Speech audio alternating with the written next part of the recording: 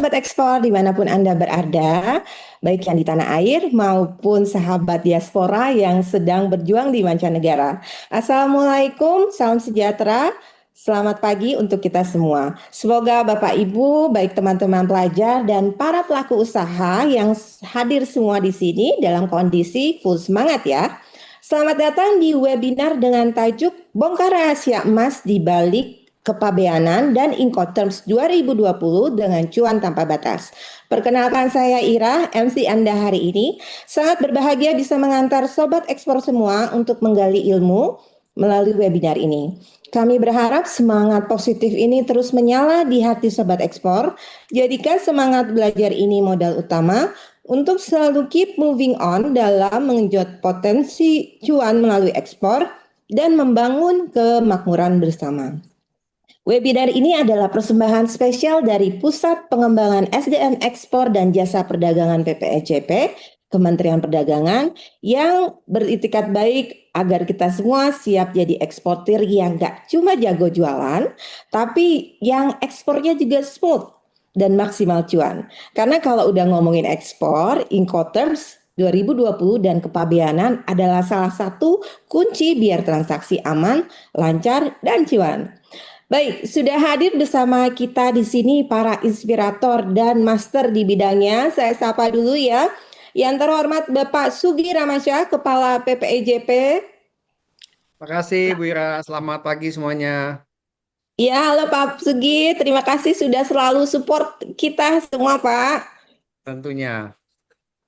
Dan semua speakers ya kita yang ilmunya tidak perlu diragukan lagi, ada Bapak Dwi Yunanto dari Samudra Indonesia Group dan Bapak Muhammad Jafar dari Ditjen Bea Cukai Kementerian Keuangan. Juga moderator kita hari ini Bu Genta Windy yang tentunya akan membuat webinar hari ini semakin semarak. Terima kasih banyak Bapak Ibu para pembicara sudah berkenan hadir. Baik, Bapak Ibu, sebelum kita gaspol ke materi, mari kita menguatkan rasa bangga kita sebagai bangsa dengan bersama-sama menyanyikan lagu kebangsaan Indonesia Raya. Hadirin dimohon untuk menyesuaikan diri.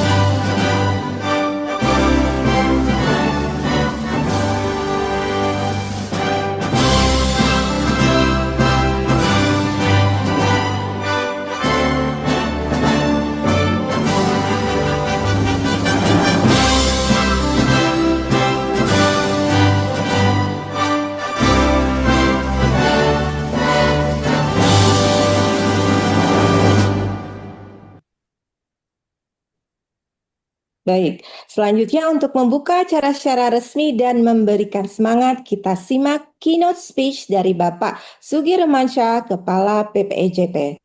Kepada Bapak Sugi, waktu dan layar kami persilakan. Ya, terima kasih Bu Ira sebagai MC hari ini. Yang saya hormati narasumber webinar Bapak Dwi Yunanto dari Samudra Indonesia Group. Selamat pagi Pak Dwi. Yang Pagi, saya Pak. hormati Pak Jafar Muhammad Jafar dari Bea Cukai. Selamat pagi Pak Terima Jafar. kasih. Yang saya hormati Ibu Genta Windy yang akan memandu atau menjadi moderator webinar pada hari ini. Selamat pagi, Ibu. Pagi Bapak. Dan seluruh peserta webinar yang kami banggakan. Assalamualaikum warahmatullahi wabarakatuh. Waalaikumsalam Waalaikumsalam warahmatullahi warahmatullahi wabarakatuh. wabarakatuh. Selamat pagi, salam sejahtera bagi kita semua. Pertama-tama marilah kita panjatkan puji syukur kehadirat Allah Subhanahu wa taala, Tuhan Yang Maha Esa. Atas rahmat dan karunia kita bisa berkumpul atau bertatap muka secara virtual dalam upaya terus meningkatkan daya saing pelaku usaha Indonesia menembus pasar global. Di mana pada hari ini secara khusus kita melakukan kegiatan webinar dengan topik yang sangat menarik. Bongkar rahasia emas di balik kepabeanan dan Incoterm 2020 dengan cuan tanpa batas. Bapak Ibu yang saya hormati, di tengah dinamika global dan tantangan perdagangan internasional, tentu aspek kepabeanan dan aturan Incoterm menjadi instrumen yang fundamental dan penting agar aktivitas ekspor dan impor berjalan secara lancar, efisien, dan aman dari resiko. Data statistik menunjukkan kita meskipun di tengah tantangan yang nyata, kita tetap mencatatkan surplus. Pada bulan Juli 2025, kita mencapai surplus sebesar 4,17 miliar US dollar. Dan ini tentunya patut kita syukuri, kita banggakan karena ini surplus selama 63 kali secara berturut-turut sejak Mei 2020. Jadi, wow, ini cukup fantastis lah selama 63 kali kita mengalami surplus.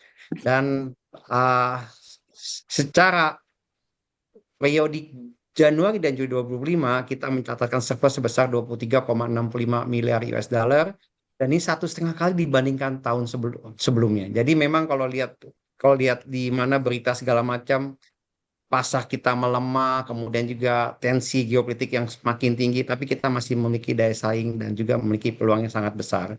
Bahkan secara kumulatif sejak Januari-Juli 2025, ekspor kita itu mencapai 160,16 miliar US dollar. Dan ini mengalami kenaikan sekitar 9,55% dibandingkan periode sebelumnya. Jadi Bapak Ibu, saya berharap webinar kali ini kita dapat mendukung para pelaku usaha agar service perdagangan Indonesia ini tetap terjaga dan tidak hanya bersifat kuantitatif tapi juga berkualitas di mana transaksi ekspor dan impor lebih aman, efisien, dan meminimalkan hambatan. Bapak Ibu yang saya hormati, topik ini cukup menarik karena ini dalam rangka memotivasi peserta untuk mendapatkan pemahaman mengenai kepabeanan dan Incoterm 2020 secara komprehensif.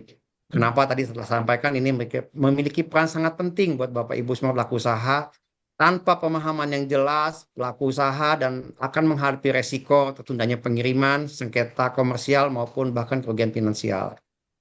Webinar kali ini juga bertujuan untuk meningkatkan literasi pelaku usaha terutama eksportir dan importir terhadap regulasi kepabeanan yang tentu dinamikanya semakin banyak dan nanti akan disampaikan secara komprehensif oleh Pak Jafar. Kemudian terkait kepabeanan juga akan disampaikan oleh Pak Dwi mengenai best practices seperti apa. Seperti itu. Bapak Ibu, Incoterm mungkin Bapak Ibu semua mungkin tahu semua itu adalah salah satu aturan standar internasional yang yang diciptakan oleh International Chamber of Commerce yang mengatur hak dan tanggung jawab pembeli dan penjual di perdagangan internasional. Seperti itu. Nanti akan disampaikan secara detail. Kemudian juga nanti kenapa kita topik ini menarik karena terkait dengan kepabeanan. Kita tahu di kepabeanan ada dokumen-dokumen harus dipersiapkan secara baik. Klasifikasi kode HAS kalau itu salah pun akan menimbulkan potensi kerugian, ada biaya demurrage, penalti maupun penundaan pemasaran. Bapak Ibu yang saya hormati, meskipun ekspor kita tumbuh, tapi masih banyak juga nih pelaku usaha UMKM yang mungkin belum familiar atau belum secara detail mengetahui mengenai Incoterm yang tepat karena salah memilih term berarti bisa resiko bagi eksportir. Jadi kemudian juga kepabeanan, ada hambatan-hambatan kepabeanan dan mungkin ada best practice yang terbaru yang nanti akan sampaikan Pak Jafar. Kemudian juga kompleksitas regulasi dan persyaratan dokumen dan juga resiko global dan regulasi perdagangan internasional. Pak Dwi ini seorang yang ahli di bidangnya. Terima kasih Pak Dwi sudah bergabung. Sama-sama. transfer knowledge, pengetahuan, pengalaman. Ini beliau nih orang lama di Samudra nih, Samudra Indonesia nih. Kita tahu Samudra adalah salah satu ikonnya perusahaan logistik di Indonesia. Kemudian ada Pak Japar nih, udah malang melintang di kepabeanan. Mungkin nanti bisa disampaikan Pak, best practice apa nih yang baik agar proses berjalan lancar dan sesuai regulasi. Kemudian nanti ada dimotori oleh Ibu Genta yang seorang yang cukup komunikatif dan atraktif. Mudah-mudahan dapat membangun diskusi yang interaktif, yang ringan dan mudah dipahami oleh para peserta dari berbagai kalangan. Terima kasih Bapak Ibu semua yang hadir pada hari ini. Kami berharap webinar ini bukan hanya sekedar penyampaian teori, tapi juga dapat memberikan pencerahan terkait aplikasi pada Inkotem 2020 dan proses kepabeanan yang lebih efektif dan efisien. Kami juga berharap Bapak Ibu semua pelaku usaha setelah webinar ini mendapatkan pengetahuan, pengalaman, dan uh, pengetahuan, pengalaman, dan juga mendapatkan confidence karena sudah mengetahui Inkotem dan kepabeanan secara menyeluruh. Dan juga ini kesempatan sangat berharga Bapak Ibu semua. Ini kita hadir ahli-ahlinya, pakar-pakarnya, mudah-mudahan dapat dimanfaatkan sebaik-baiknya dan dapat bertanya sebanyak-banyaknya apa sih sebenarnya yang harus diikuti oleh pelaku usaha untuk dapat ekspor dengan baik. Itu saja yang dapat kami sampaikan Bapak Ibu. Mungkin sebelum ditutup, izinkan saya menyampaikan pantun nih Bapak Ibu ya. Karena sudah dibuat pantunnya nih oleh tim kami nih. Jadi tolong cakepnya ya. Burung merpati berwarna Cakep, putih cakep, Cakep. cakep, di atas Cakep, awan tanpa khawatir. Cakep. cakep. nah, Saya Artinya, haturkan terima kasih Cakep. para hadirin yang telah hadir. Yeay. Terima kasih. Akhir kata, tetap semangat Bapak Ibu semua, optimis. Semoga para peserta webinar hari ini dapat mengikuti webinar dengan baik dan berhasil bersaing di pasar global. Dengan mengucap Bismillahirrahmanirrahim, kegiatan webinar Bongkar Rahasia Emas di Balik Kepabeanan dan Inkotem 2020 dengan cuan tanpa batas dinyatakan dibuka secara resmi. Terima kasih. Bila taufiq wal hidayah. Wassalamualaikum warahmatullahi wabarakatuh. Waalaikumsalam warahmatullahi Waalaikumsalam warahmatullahi warahmatullahi wabarakatuh. Waalaikumsalam warahmatullahi wabarakatuh. Demikian sambutan dan guidance yang luar biasa dari Bapak Sugi Ramansyah. Terima kasih Bapak atas arahan dan semangatnya yang telah diberikan kepada Sobat Ekspor. Nah, sebelum kita pindah ke sesi yang paling ditunggu, mari kita abadikan momen penuh semangat ini dengan Wifi bersama ya. Izin saya mengundang kembali Bapak Kepala PPJP dan seluruh pembicara untuk menghidupkan kameranya. Untuk seluruh Sobat Ekspor dimanapun Anda berada, ini saatnya silahkan aktifkan kamera Anda nih ya. Semoga ekspornya makin lancar, rapikan posisi, dan pasang senyum yang paling ceria, biar mengundang lebih banyak cuan. Kita lakukan wifi bersama, izin ada sekitar 5 slide. Siap ya? Hitungan ketiga, 1, 2, 3, smile. 1, 2, 3. Oke, gayanya jempolnya boleh dong. 1, 2, 3. 1, 2, 3. Satu lagi. 1, 2, 3. Oke, terima kasih Bapak Ibu atas senyum cerianya. Semoga makin cuan hari ini. Dan selanjutnya, Bapak, kami akan sangat senang sekali jika Pak Kapus berkenan untuk tetap bersama hingga akhir acara. Namun jika Pak Kapus, Pak Sugi ada agenda lain yang harus dihadiri, kami persilakan Pak. Ya, izin ya Pak Japar, Pak Dwi, dan Mbak Genta. Ya, Saya tetap mengikuti cuma siap, off cam lah. Pak Sugi. Saya akan dengarkan lah. Ini Siap. daging semua materinya nih. Saya kalau dilewatkan nih. Terima Silakan, kasih, Pak. Silakan, Pak. Pak. Terima kasih. Ya, oke. Saya Terima izin ya kasih Pak. Baik, Sobat Ekspor, sekarang saatnya kita masuk ke main event yang paling kita tunggu, yaitu sesi sharing dan akan diikuti dengan sesi tanya jawab. Sesi berharga ini akan dipandu oleh moderator yang handal dalam mengolah komunikasi dan juga presentasi. Beliau adalah Ibu Genta Windy, seorang public figure, seorang coach juga presenter, dan dengan pengalaman beliau sebagai seorang coach di bidang peningkatan confidence, kami yakin diskusi kita hari ini akan semakin berjalan lancar, hidup, dan semakin semarak. Kepada Ibu Genta Windy, layar kami serahkan. Selamat belajar Sobat Ekspor. Oke, terima kasih banyak Ibu Ira Khairani. Terima kasih Ibu Ira. Tidak lupa Genta juga ingin mengucapkan terima kasih kepada Pak Sugi Rahmansyah selaku Kepala PPIJP. Terima kasih Bapak untuk kesempatannya pada pagi hari ini. Baik, senang sekali Genta hari ini bisa memandu menjadi moderator untuk webinar PPIJP via Zoom online kali ini.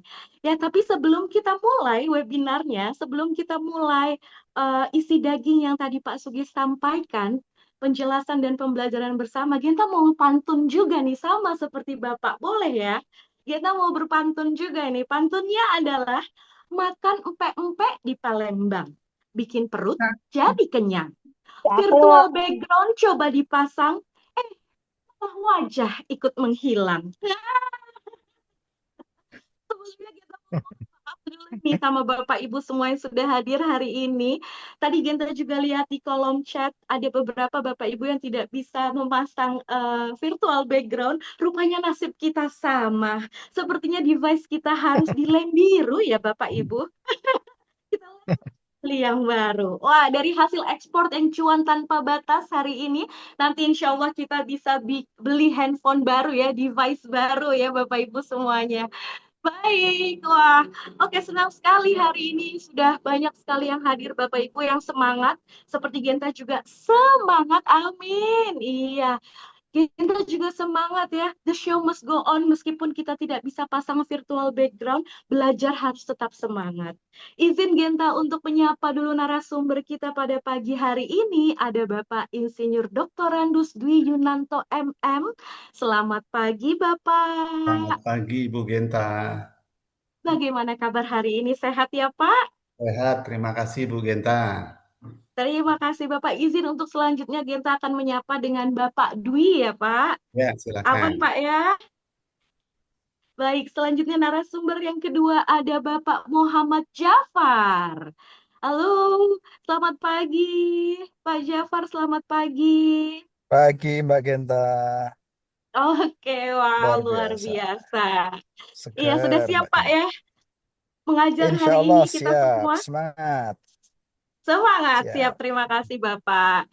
Ya, untuk Bapak dan Ibu semuanya, Sobat Ekspor yang hadir pada pagi hari ini, sedikit informasi bahwa Bapak Dwi adalah Commissioner of Six Subsidiary Companies dari Samudra Indonesia Group. Beliau juga sangat berpengalaman mengajar dari mulai tahun 2000-an, kalau tidak salah tepatnya 2009 ya, Pak. Betul, Pak? Ya, kurang lebih Iya, tahun. oke. Begitu pula dengan Bapak Jafar pada pagi hari ini, beliau ini juga adalah seorang pengajar luar biasa, pengalamannya sudah banyak sekali, dan saat ini beliau adalah pengajar di Pusdiklat Bea Cukai Kementerian Keuangan. Oke, Betul, wah pasti udah pada nggak sabar ya Pak ya. Sudah pada tidak sabar belajar. Sama nih seperti Genta, mungkin yang juga belum familiar seperti tadi Pak Sugi katakan ya kan masih awam sedikit nih tentang Incoterms 2020 dan kepabeanan. Nah, saatnya kita sama-sama belajar supaya makin cuan sesuai dengan judul tema kita pada pagi hari ini, bongkar rahasia emas di balik kepabeanan dan Incoterms 2020 dengan cuan tanpa batas. Baik. Langsung saja tanpa berlama-lama, kalau begitu langsung saja kita dengarkan nih penjelasan dan pembelajaran untuk kita bersama dari Bapak Dwi Yunanto tentang peranan Incoterms 2020 dalam perdagangan global. Oke, silahkan Bapak Dwi, kita persilahkan. Baik, terima kasih, Bu Genta. Assalamualaikum warahmatullahi wabarakatuh. Selamat pagi Waalaikumsalam. kepada semua peserta webinar pagi hari ini. Sekali lagi terima kasih kepada Pak Kapus, Pak Sugi, moderator Mbak Ira, moderator Bu Genta, dan juga tadi pembawa acara Mbak Ira, juga kepada Pak Jafar, sesama narasumber pagi hari ini. Saya akan share terlebih dahulu. Nah, sudah tampak belum? Sudah tampak Ya, materinya? sudah tampak, Pak. Ya, Mas. Baik ya.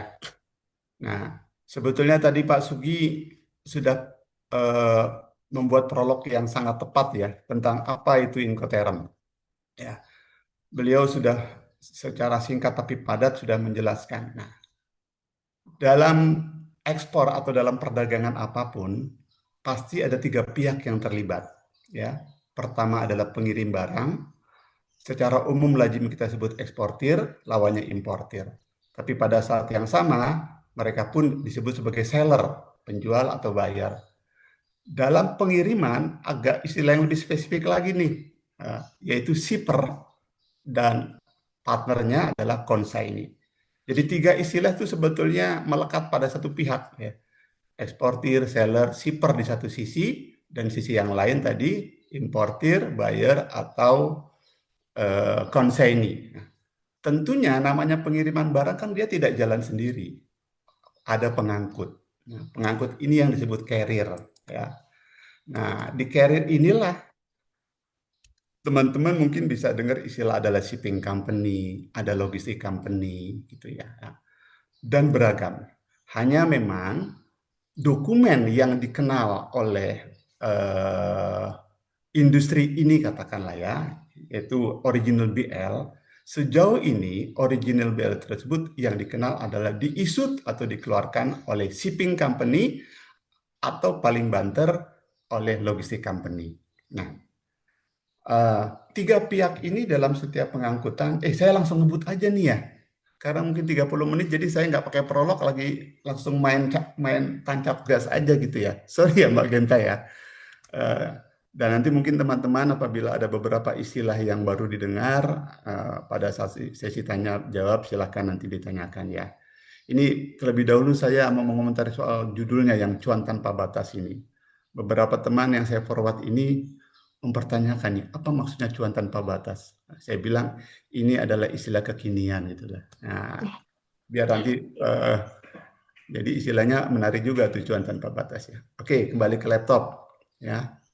Jadi tadi Pak Sugi sudah memaparkan bahwa Incoterm ini disusun oleh tadi International Chamber of Commerce, kalau di kita kurang lebih Kadin lah ya, jadi Kadin Internasional yang berkantor pusat di Perancis.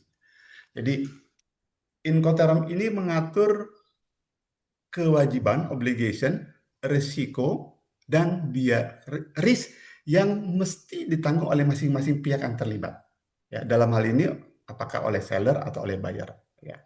Tentu kaitannya nanti carrier itu sangat melekat di dalamnya. Karena istilahnya nanti siapa yang nunjuk carrier atau siapa yang bayar carrier. Nah, itu diatur semua oleh Incoterm. Kenapa Incoterm ini mesti diadakan? Ya karena namanya ekspor kan melibatkan minimal 2 negara ya. Indonesia katakan dengan terdekat Malaysia atau bahkan jauh dengan Amerika atau dengan Afrika. Yang notabene hukumnya pasti berbeda. Adat istiadatnya pasti berbeda. Kebiasaannya berbeda. Dan kalau masing-masing pihak kekeh kepada terminologinya masing-masing, pasti nggak akan nyambung. Ya. Oleh sebab itulah oleh internasional diatur nih, biar masing-masing pihak sepakat. Kalau milih satu Incoterm tertentu, maka inilah nanti yang akan mengikat keduanya. Ya. Jadi ini peraturan, katakan peraturan internasional yang mengikat kedua belah pihak. Ya. Ya. Otomatis di sini juga kaitannya dengan kepabeanan atau custom ya. Kalau di Indonesia instansinya bea cukai, tapi istilah umumnya adalah kepabeanan atau custom. Ini juga termasuk di dalamnya. Jadi siapa pihak yang mengurus custom clearance? Jadi kalau proses bea cukainya itu sebutannya custom clearance, ini juga diatur oleh Incoterm. Ya. Jadi masing-masing pihak tuh harus tahu, oh kewajiban saya tuh seperti itu. Nah, ini sejarah singkatnya seperti itu. Incoterm lazim disingkat dengan 3 huruf singkatan, nggak usah perlu dihafal ya karena, tapi prinsipnya singkatan atau istilah ini adalah yang menjadi tanggung jawab dari pihak seller atau eksportir. Di luar dari tanggung jawab seller atau eksportir, otomatis menjadi tanggung jawab mitra yang satu lagi, yaitu importir atau buyer. Prinsipnya begitu. Ya, saya ambil contoh lah, ya ini agak loncat dikit, tapi yang paling populer ini ada 11 Incoterm sebetulnya. Di Incoterm 2020 itu ada 11, sebelumnya Incoterm 2010 itu ada 13. Jadi Incoterm ini setiap 10 tahun sekali diratifikasi, mengikuti perkembangan bisnis. Sebentar lagi 2030, Incoterm akan berubah nama lagi jadi Incoterm 2030. Dan jumlahnya belum tentu 11 lagi, bisa jadi lebih singkat. Ya. Bisa jadi lebih singkat, bisa jadi lebih banyak. Jadi prinsipnya ini adalah mengikuti perkembangan bisnis yang berlaku di dunia. Mungkin saat itu e-commerce yang sekarang marak bisa juga diatur. Ya. Nah, balik lagi, jadi prinsipnya seperti itu. Ini biar menghindari dispute antara pihak seller dengan buyer, maka ada satu ketentuan yang harus disepakati, ya, disepakati kedua belah pihak dan dipatuhi oleh kedua belah pihak. Betul kata Pak Kapus tadi, kalau kita salah milih Incoterm, kita bisa kejeblos intinya. Ya. Nah, intinya seperti itu. Nah, tadi saya mau ambil contoh ya. Contohnya tadi FOB, ini yang paling sering didengar oleh teman-teman ya. FOB itu free on board. Ya. Jadi dari kata-kata free on board, sekali lagi ini patokannya adalah tanggung jawab pihak eksportir atau pihak seller. Jadi tanggung jawab eksportir free atau bebas pada saat barang atau kargo itu sudah on board. On board itu di atas kapal. Di atas kapal di mana? Tentunya di port of loading. Ya. Di port of loading atau di pelabuhan pengapalan. Berarti di Indonesian Port, bisa di Tanjung Priok, bisa di Surabaya, bisa di Semarang, bisa di atau di mana saja. Yang penting di port of loading. Ya. Itu tanggung jawabnya sudah selesai itu eksportir, beralih kemudian menjadi tanggung jawabnya importir. Prinsipnya kurang lebih seperti itu. Ini di sejarahnya ya, sudah saya bikin. Nah, tujuannya juga tadi sekilas sudah. Jadi saya kalau dalam membahas ini sebetulnya bisa langsung loncat aja ya. Ya, ini kalau nanti panitia akan men-share makalah ini silakan. Tapi saya biasanya kalau Incoterm saya langsung loncat kemari nih. Mudah-mudahan rekan sekalian akan lebih mudah memahaminya. Jadi saya langsung ke ringkasan nih Mbak Genta nih ya. Ya. Nah, Baik, Bapak. oke. Sebagian calon eksportir kita lah, atau yang baru memulai eksportir, sebagian ya saya bilang, masih berpikirannya begini, kalau saya mau jualan ekspor, importir bayar dulu dong barang saya. Jadi ambil barangnya di gudang saya tinggal nunggu aja di gudang saya. Ya. Ini sebetulnya betul diatur juga ada Incotermnya ya. Ini nama Incotermnya EXW, singkatannya EXW. Di sini adalah kewajiban eksportir paling minimal. Dia cuma jual barang tok. Semua pengangkutan, semua custom clearance. Ya. Jadi proses custom clearance itu karena ini melibatkan dua negara, maka harap diperhatikan. Ini sebagai standar umumnya ya. Custom clearance itu terjadi di dua sisi. Di sisi Indonesianya, ya, karena kita ekspor Indonesia, itu maka custom clearance ekspor. Ya, mudahnya seperti itu. Di sisi nanti sudah di negara tujuan, ada custom clearance import. Nah, secara umum, tanggung jawab custom clearance dilakukan oleh masing-masing pihak. Dari 11 ini secara umum seperti itu. Nanti ada cuma dua kecualian aja ya. Jadi dari 11 ini 9 polanya begitu. Custom clearance ekspor otomatis menjadi tanggung jawabnya eksportir, custom clearance impor menjadi tanggung jawab importir. Khusus ekspor ini, saking entengnya tugas seller, maka custom clearance ekspor yang ada di Indonesia dengan pola seperti ini menjadi tanggung jawabnya importir. Bahkan si importir harus ngirim truknya tuh sampai ke gudang, depan gudang atau biasa disebut doornya eksportir. Ya. Nanti yang naikin barang dari gudang ke atas truk. Jadi truknya itu dikirim oleh importir, oleh pembeli. Itu juga pihak pembeli. Coba kita bayangkan misalnya kita berempati. Kita mau beli barang nih dari luar negeri. Ini kan sebetulnya prinsip ekspor sama impor kan siklus ya. Tergantung kita melihat dari sisi mana aja. Jadi coba kita berempati, kita jadi importir nih. Kita tidak tahu kondisi di Cina, kita mau beli barang dari Cina misalnya gitu ya. Kemudian eksportirnya di Cina bilang gini, Bu Genta, saya mau jual barang ke Bu Genta, tapi Bu Genta ambil barangnya di gudang saya di Cina sana. Custom clearance ekspor di Cinanya Ibu Genta juga yang ngurus. Kebayang nggak pusingnya Bu Genta? Kita nggak tahu seluk-beluknya Cina. Boro-boro mau order tracking, mau order bea cukai di sana ya, customnya di sana, kita disuruh begitu. Nah, secara umum, jarang orang yang berani. Nanti ada lawannya, ekstrem kanannya ada. Nah, sehingga karena ini jarang terjadi, ya akhirnya Pilihan ini bagi para teman-teman UMKM yang baru mulai ekspor rata-rata jarang dipilih oleh buyer. Karena ingat, Incoterm ini kesepakatan dua belah pihak. Kita tidak bisa memaksakan. Kecuali nih, kita eksportir barang kita betul-betul langka.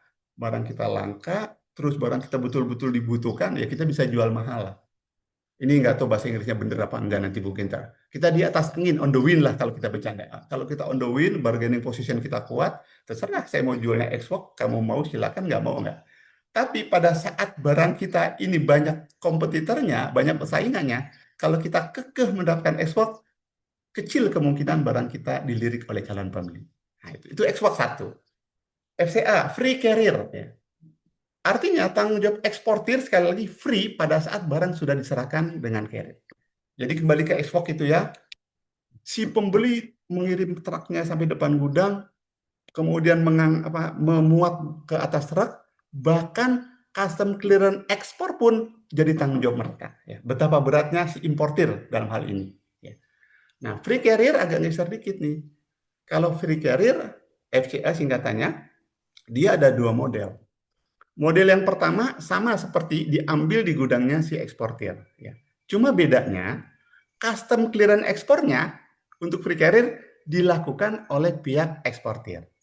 Nah, kalau tadi ekspor dilakukan oleh importir atau oleh buyer, kalau free carrier, custom clearance ekspornya di bea cukai di Indonesia tetap dilakukan oleh si eksportir. Tadi kan saya bilang dari 11 ini hanya ada 2 kekecualian. Ya. Nah, sudah Pak Dwi begitu. izin, Ya. maaf Pak Dwi, izin sebelum kita lanjut, boleh di full screen kan Pak untuk Oh, baik. presentasinya? Ya. Iya, supaya Bapak Ibu Sobat Ekspor bisa melihat lebih jelas Nah, lagi. sudah ya. Ya, oke. Terima kasih Pak. Baik. Nah, ya. Nah, itu free carrier yang pertama. Free carrier yang kedua, janjian nih antara eksportir, mungkin dia bukan di gudang dia nyewa di suatu tempat. Janjian ketemulah di suatu tempat, masih di Indonesia, ya. Eksportir tentu saja memuat barangnya sendiri dari gudangnya dengan tracking lah, karena di jalan darat pasti tracking mudahnya ya. Si importir juga ngirim tracking sendiri, ketemu di satu titik. Nah, dari satu titik itu kemudian terjadi peralihan barang. Yang mengalihkan barang dari truknya yang dikirim eksportir ke truknya importir dilakukan oleh importir atau oleh buyer lah ya. Pakai buyer aja lah agak atau pembeli. Nah, tadi ingat custom clearance-nya juga dilakukan oleh pihak eksportir dalam hal ini ya. Itu free carrier kedua.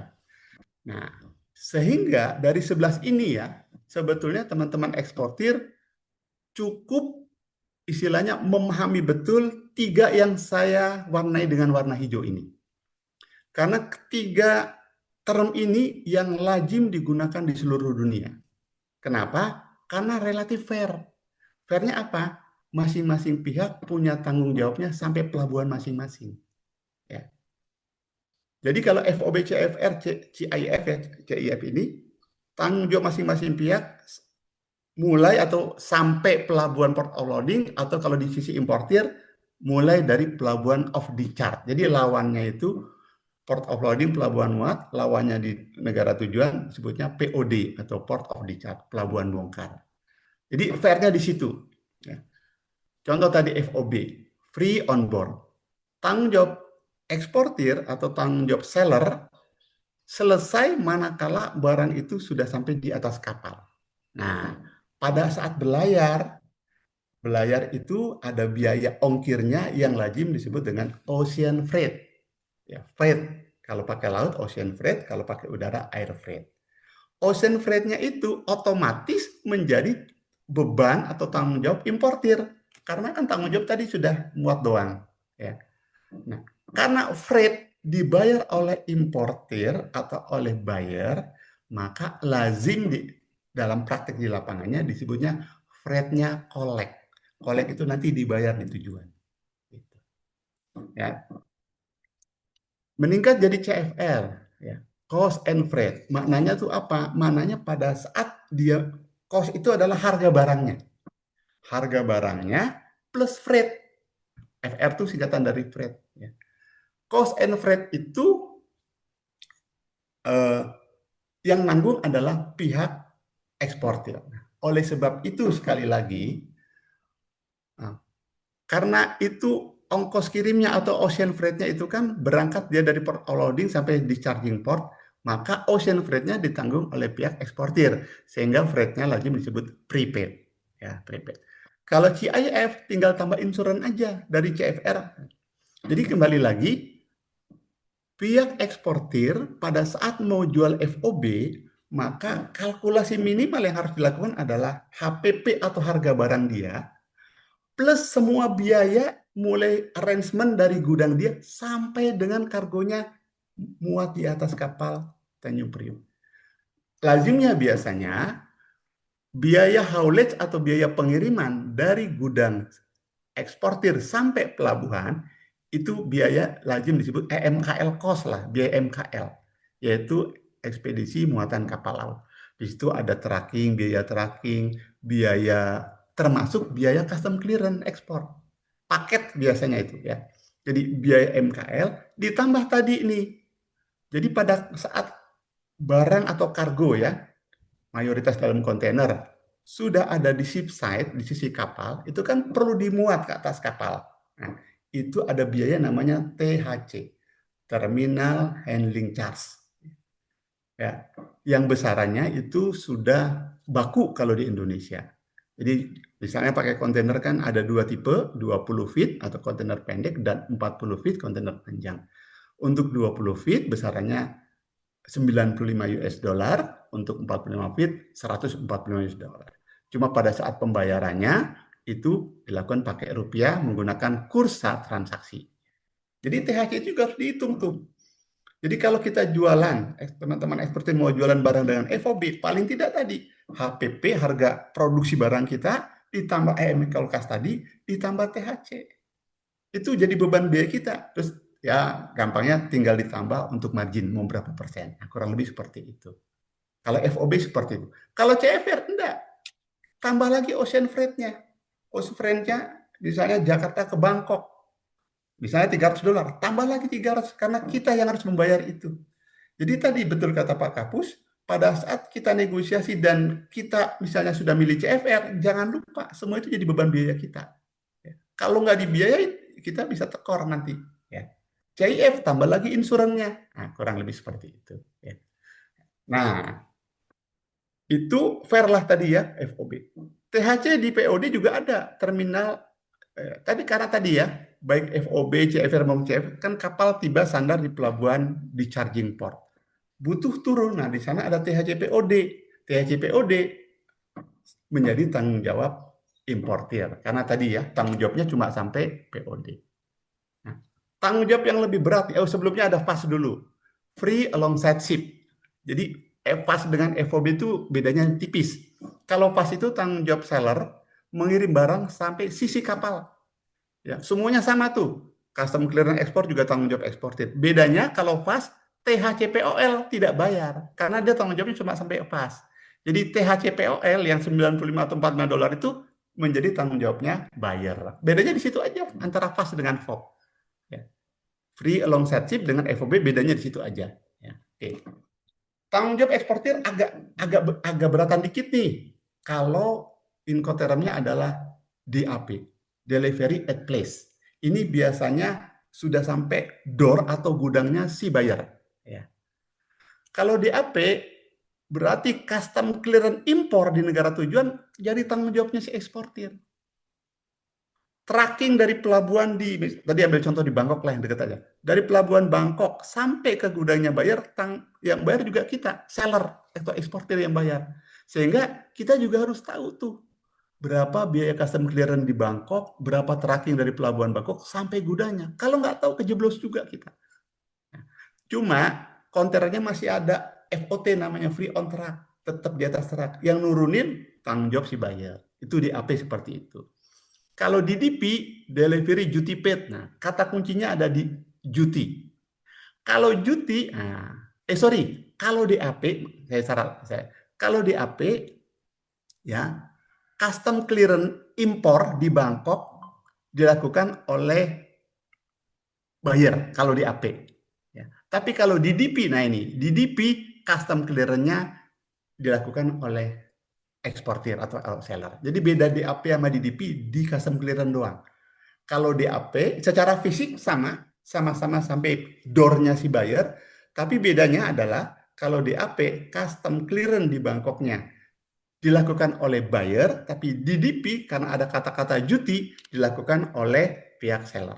Nah, DDP ini yang relatif agak jadi tantangan atau beratlah katakan bagi eksportir.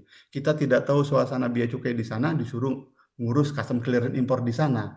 Kalau salah-salah kan kita kejeblos kurang lebih seperti itu. Apalagi kalau di negaranya makin negara antah berantah, biasanya custom clearance-nya masih belum terstruktur dengan baik. Kalau negara-negara maju relatif apa ya sudah bagus lah ya. Tapi kalau negara-negara di bawah berkembang mungkin proses custom clearance-nya juga kan lebih semeraut ya. Kita tidak tahu seperti itu.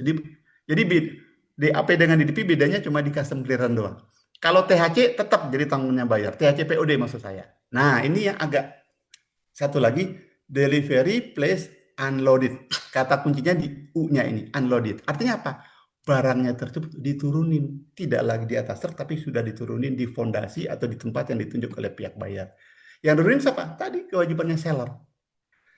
DAP, DDP, DPU ini kebanyakan dilakukan untuk kargo-kargo project. Kalau kargo kontainer jarang, tapi kargo-kargo project ya pembangkit listrik atau apapun untuk bangun pabrik rata-rata menggunakan DAP, DDP oleh DPU.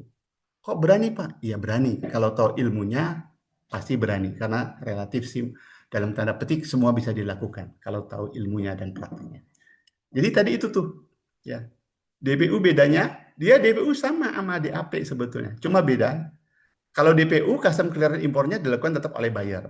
Cuma bedanya tadi kalau DAP kontainernya atau barnya tetap di atas truk, kalau DPU sudah diturunin ke ground. Nah, itu ya, itu. Simple kan? Nah, dua yang terakhir nih, CPT sama CIP ya. Ini biasanya sebetulnya ini bisa digunakan oleh any mode transportation, artinya bisa kereta, bisa tracking, bisa kapal laut, bisa pesawat udara. Cuma kalau kaitannya ekspor kan jarang menggunakan kereta atau darat. Kalau dari Indonesia pasti nggak bisa lah ya. Tapi di Eropa Barat yang di mana negaranya kontinental antar negara dekat-dekatan ini lazim dipakai kan. Di Eropa kan saling nyambung negaranya di Eropa Barat seperti itu. Tapi kalau di Indonesia ya, CPT dengan CIP ini ya. Nah, ini prinsipnya ya, ini kebanyakan dipakai di udara gitu. Tapi kalau CIF, CFR, FOB ini khusus untuk angkutan laut atau yang moda transportasi air. Bisa laut, bisa danau, bisa sungai, pokoknya yang ada unsur lautnya, unsur airnya lah. Tapi kalau CPT, CIP sebetulnya bisa digunakan, tapi ini sering digunakan yang di udara. CPT carried P2. Nah, ini agak unik nih, uniknya di sini. Biaya cost sampai nih dari bandara, saya ambil contoh dari Bandara Soekarno-Hatta, misalnya sampai Bandara Bangkok, Suwarnabumi ya. Cost-nya termasuk air freight-nya kalau CPT dibayar oleh si seller, tanggung jawab seller.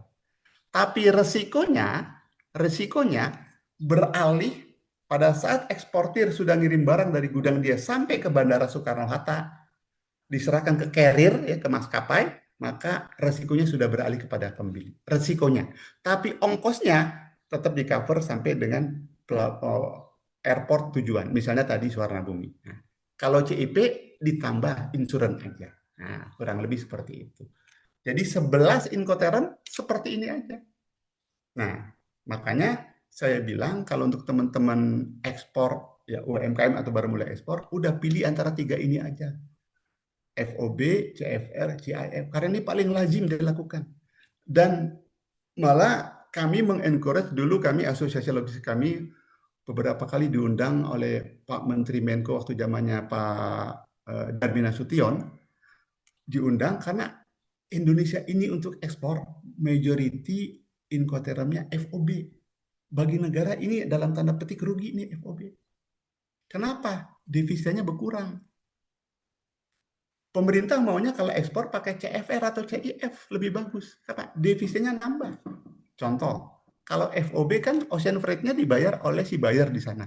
Misalnya harga barang satu kontainer 10.000, udah 10.000 tok masuk ke negara. Satu kontainer, kalau sekali 1.000.000 kontainer kan berapa tinggal kali naik. Kalau CFR bukan 1.000, ditambah freight. Freight-nya misalnya Jakarta Bangkok, taruhlah $1.000. Yang tadinya 10.000 jadi 11.000. 11.000 masuk devisa negara. tinggal dikali berapa. Ah, Kalau insurans tambah lagi insurans, jadi akumulasinya makin gede. Nah, hanya faktanya ya ekspor kita didominasi oleh FOB.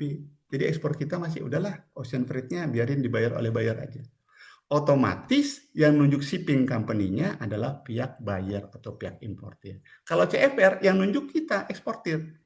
Oleh sebab itu, saya selalu menyarankan kalau mau CFR CIV, sebelum kita nego, kita belanja rate dulu ke shipping company. Datang nih, ini saya karena orang Samudra, saya sekalian jualan Samudra ya, nggak apa-apa Mbak Genta ya. Ya, Boleh, Pak. paling gampang Boleh. datanglah ke Samudra. Misalnya tanya Jakarta Bogor berapa? Samudra 500 gitu ya. Tanya ke pelayaran B 600 misalnya, pelayaran C 700. Kita sudah punya nih 3 freight nih Jakarta Bangkok. Negosiasilah dengan bayarnya, bilang saya mau CFR ya. Harga barangnya adalah 10.000, saya tambahin freightnya 700. Sepakat nih bayarnya 10.700. Pada realisasinya kita pakai Samudra cuma 500. Artinya dari freight aja kita punya potensi meng-create margin 200 misalnya. Jadi ada potensi atau opportunity bagi eksportir untuk nambah cuan. Tidak hanya dari harga barangnya, tapi dari freight-nya. Selama kita tahu ocean freight tadi. Gitu. Begitu juga CIF sama. Kalau FOB nggak ada sama sekali potensi untuk nambah cuan. Tapi kalau CFR, CIF ada. Oleh sebab itu sekali lagi, harus belanja freight dulu. Kalau nggak belanja freight, gelap gitu ya. Tiba-tiba negosiasi, kita bilang 700, begitu dapetin harga 800. Waduh, nekor kita. Nggak boleh. Jadi kalau mau CFR, harus tahu dulu berapa ocean freight-nya. Nah, bagi negara juga tadi diuntungkan. Nah, cuma ini lagi Mbak masalahnya. Kalau bagi teman-teman UMKM, saya kan beberapa kali punya kesempatan ke daerah lah ya, sharing sama teman-teman calon eksportir ya. Oh iya, tapi Pak masalah kami ini Pak modal. Nah, kalau CFR kan dia harus modalin dulu tuh wire freight. Tadi misalnya contohnya freight $500 satu kontainer. Kalau 10 udah 5.000. Waduh Pak, saya modalnya nggak ada. Karena kalau udah CFR prepaid, kalau nggak bayar freight dulu ya nggak dikasih original BL. Padahal original BL itu adalah dokumen, salah satu dari 4 dokumen ekspor yang wajib ya, sebagai syarat untuk mengambil pembayaran atau kalau pakai LC ya, ini sebetulnya materi tersendiri, itu sistem pembayaran ekspor. Original BL dari yang dikeluarkan oleh pelayaran itu adalah salah satu dari 4 dokumen ekspor sebagai syarat kita dibayar oleh pihak bank kalau menggunakan LC. Jadi ya, dokumen ekspor itu kan yang paling tuh invoice packing list itu dibuat oleh eksportir sendiri di kop surat eksportir, SKA atau surat keterangan asal atau COO Certificate of Origin dikeluarkan diisi oleh kantor perdagangan tingkat 2 kabupaten atau kota di mana PT kita berlokasi plus tadi original BL.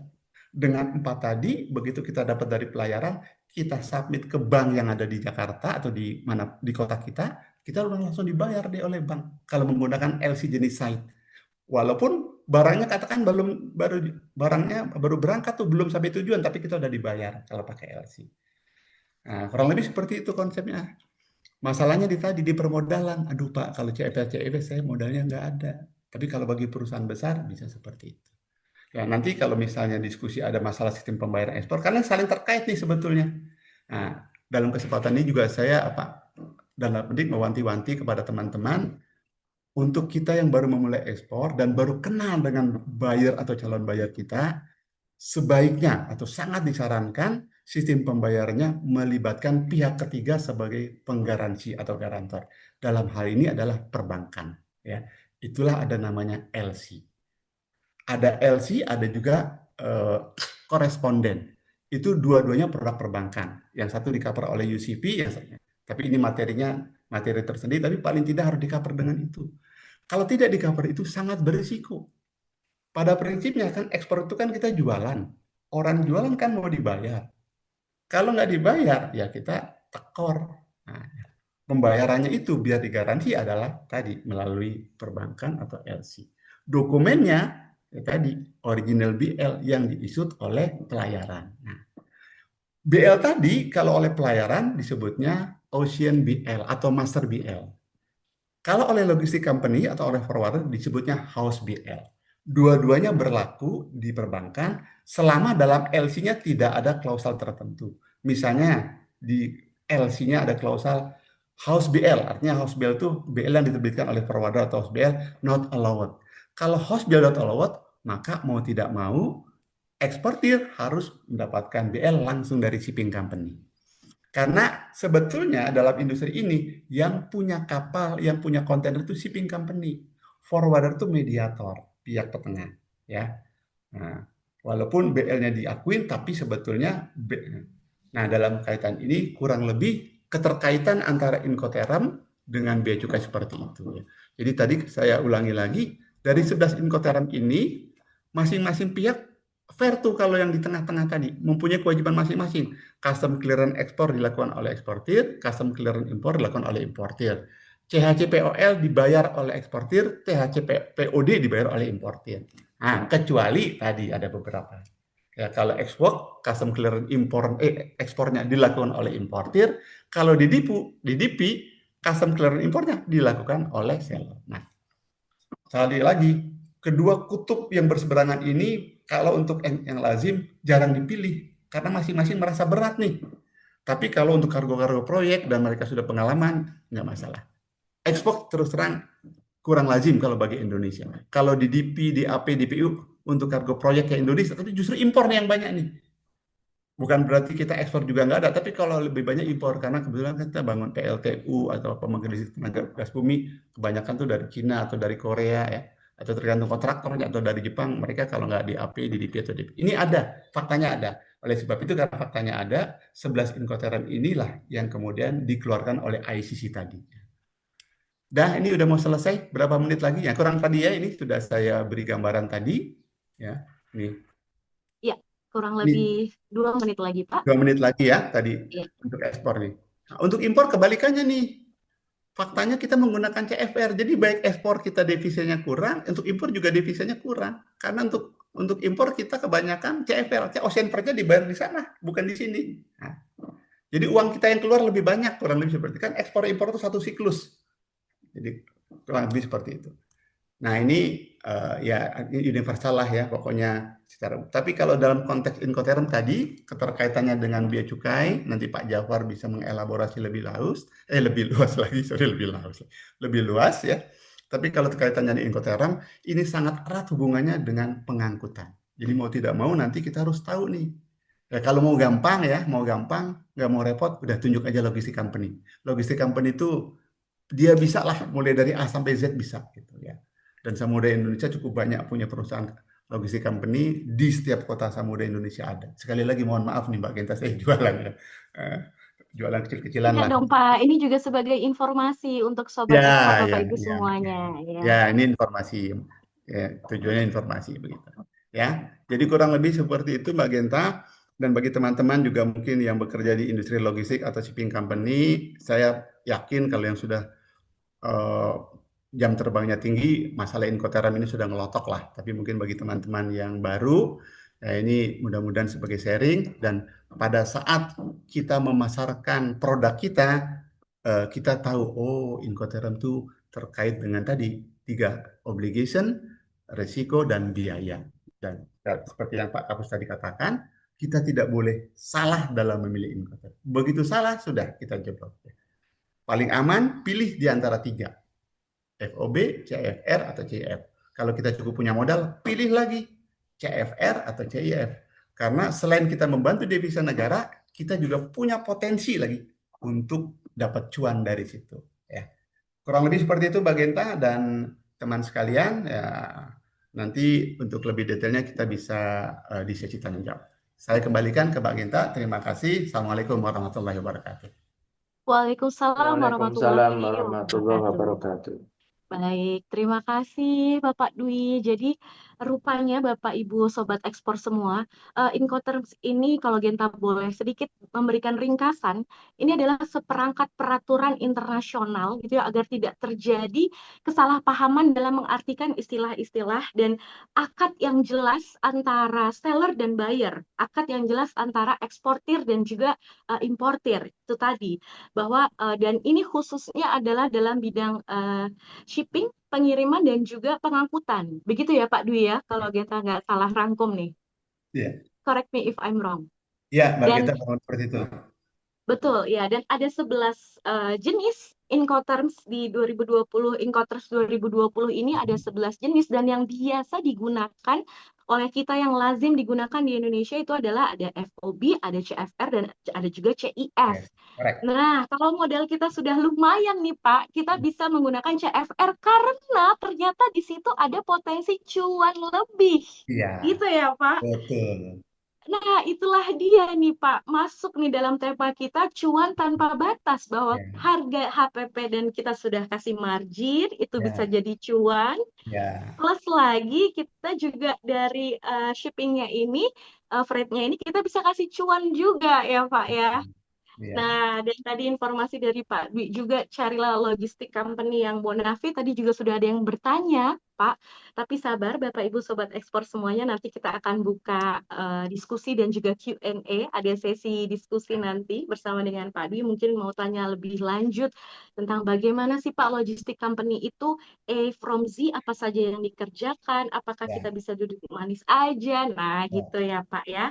Baik, terima kasih. Baik, dan pesan penting juga dari Pak Dwi pada pagi hari ini perlu dicatat Bapak Ibu Sobat Ekspor, bahwa pembayaran shipping ini harus melibatkan pihak ketiga atau perbankan ya Pak. Pembayaran Betul? ekspornya antara seller dengan buyer. Antara seller dan buyer. Ya. Oke, itu yang harus melibatkan pihak ketiga atau perbankan. Jangan sampai maksudnya kita mau jos Hmm. malah jadi bengong ya Pak. Iya, jadi loss malah. Iya, jadi boncos malah ya. Ya, boncos. Oke, oke, oke. Baik, baik, Pak. Itu luar biasa. Itu harus diingat juga untuk teman-teman, karena terkadang kita saking sudah excitednya ya kan, Pak. Wah, ada yang mau ekspor nih produk saya gitu ya kan. Ya, Lalu tanpa pikir panjang, tanpa melibatkan pihak ketiga atau perbankan, akhirnya kita main sendiri aja. Ternyata itu berpotensi juga membuat kita jadi boncos. Jadi kalau bisa, kita terus berkonsultasi dengan pihak-pihak yang sudah berpengalaman pastinya. Ya, oke. Nah, sudah banyak pertanyaan, tapi nanti kita akan bacakan pertanyaannya di sesi diskusi dan Q&A. Sekarang, Bapak Ibu Sobat Ekspor, semuanya kita lanjutkan belajar kita berikutnya dengan mendengarkan penjelasan dan juga paparan serta pembelajaran dari Bapak Muhammad Jafar. Oke.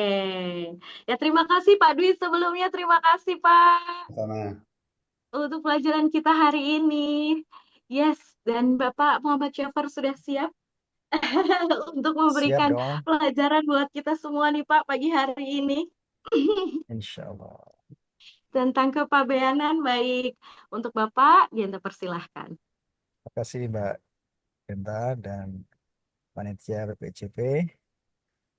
Bismillahirrahmanirrahim. Assalamualaikum warahmatullahi wabarakatuh. Waalaikumsalam Waalaikumsalam warahmatullahi warahmatullahi wabarakatuh. Boleh wabarakatuh. pantun dulu nggak nih? Bagaimana Pak? Siang-siang gini boleh pantun dulu nggak ini Mbak? Boleh dong Pak, Boleh boleh ya. Pak. Pagi-pagi naik sepeda motor, Cakep, Cakep, jalan-jalan sepi, motor cepat melaju. cakep, cakep. Artinya, Senang sekali ketemu pemerhati ekspor.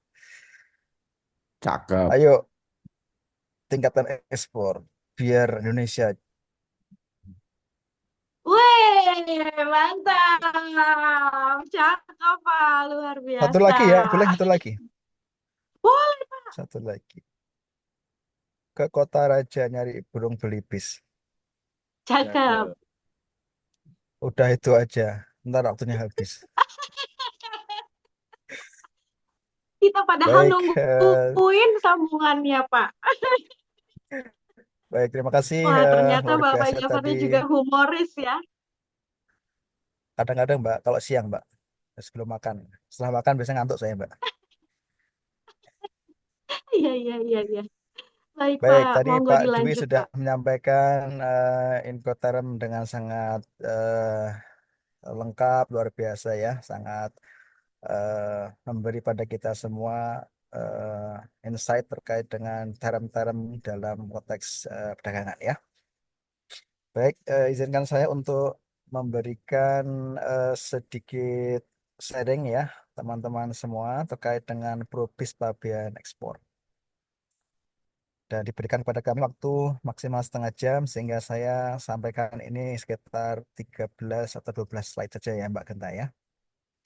Nanti kalau full lengkapnya nanti ini 3 SKS 1 semester ya. Baik. Iya, iya, Pak. Monggo, Pak. Silakan.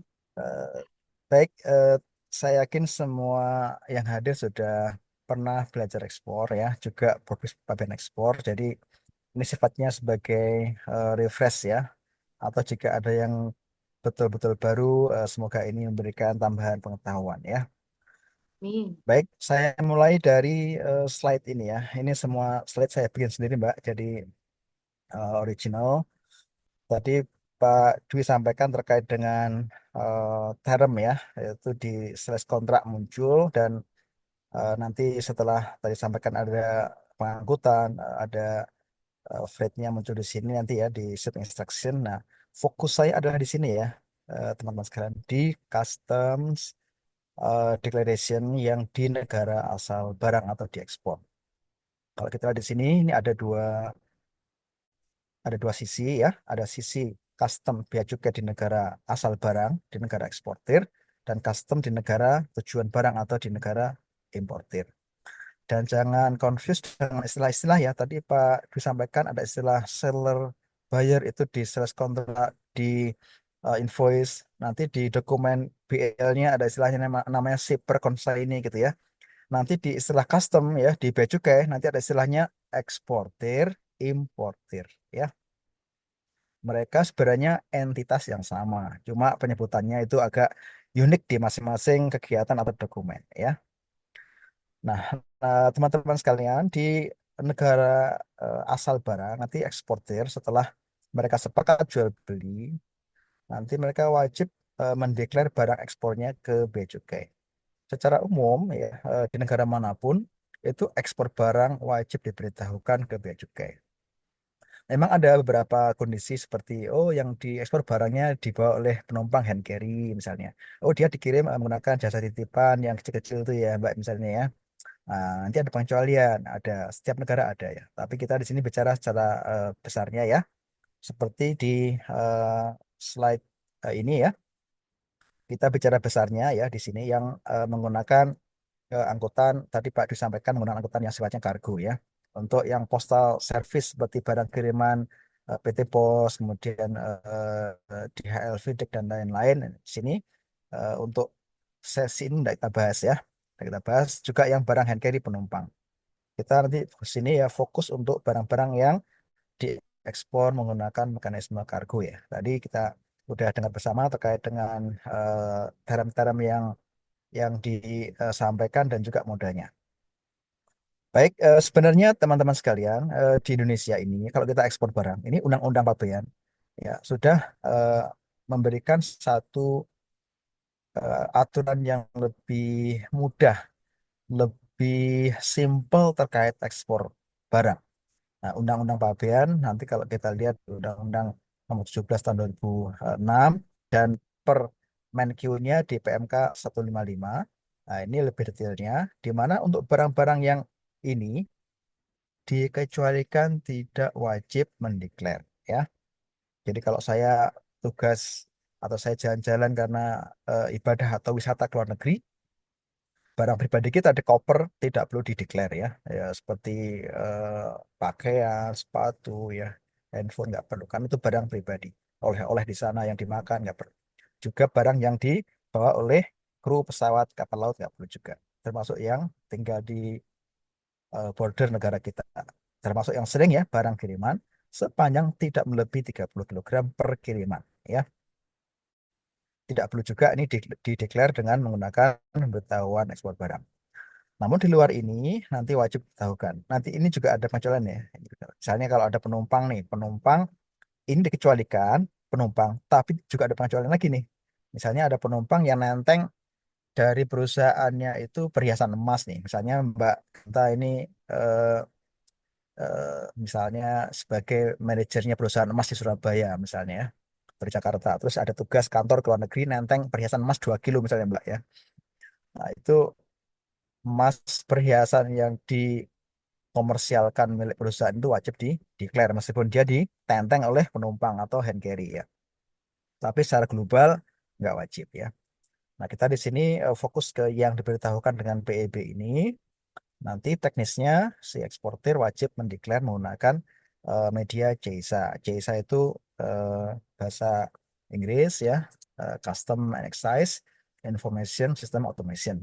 Di Indonesia kan namanya SKP Bea Cukai, Sistem Komputer Pelayanan Bea Cukai ya. Jadi saat ini sudah nyaris tidak ada eh, dokumen yang manual di Bea Cukai, semua sudah basicnya basic eh, elektronik ya, sudah menggunakan media-media digital dan juga media-media elektronik semuanya sehingga lebih cepat dan lebih aman ya. Baik, ini penggambaran PEB rekan-rekan sekalian. PEB ini formatnya seperti ini. Nanti kalau menggunakan JSA nanti ada tampilan khusus ya. Nah, di sini kita hanya memerlukan tadi Pak Dwi sampaikan hanya invoice, packing list.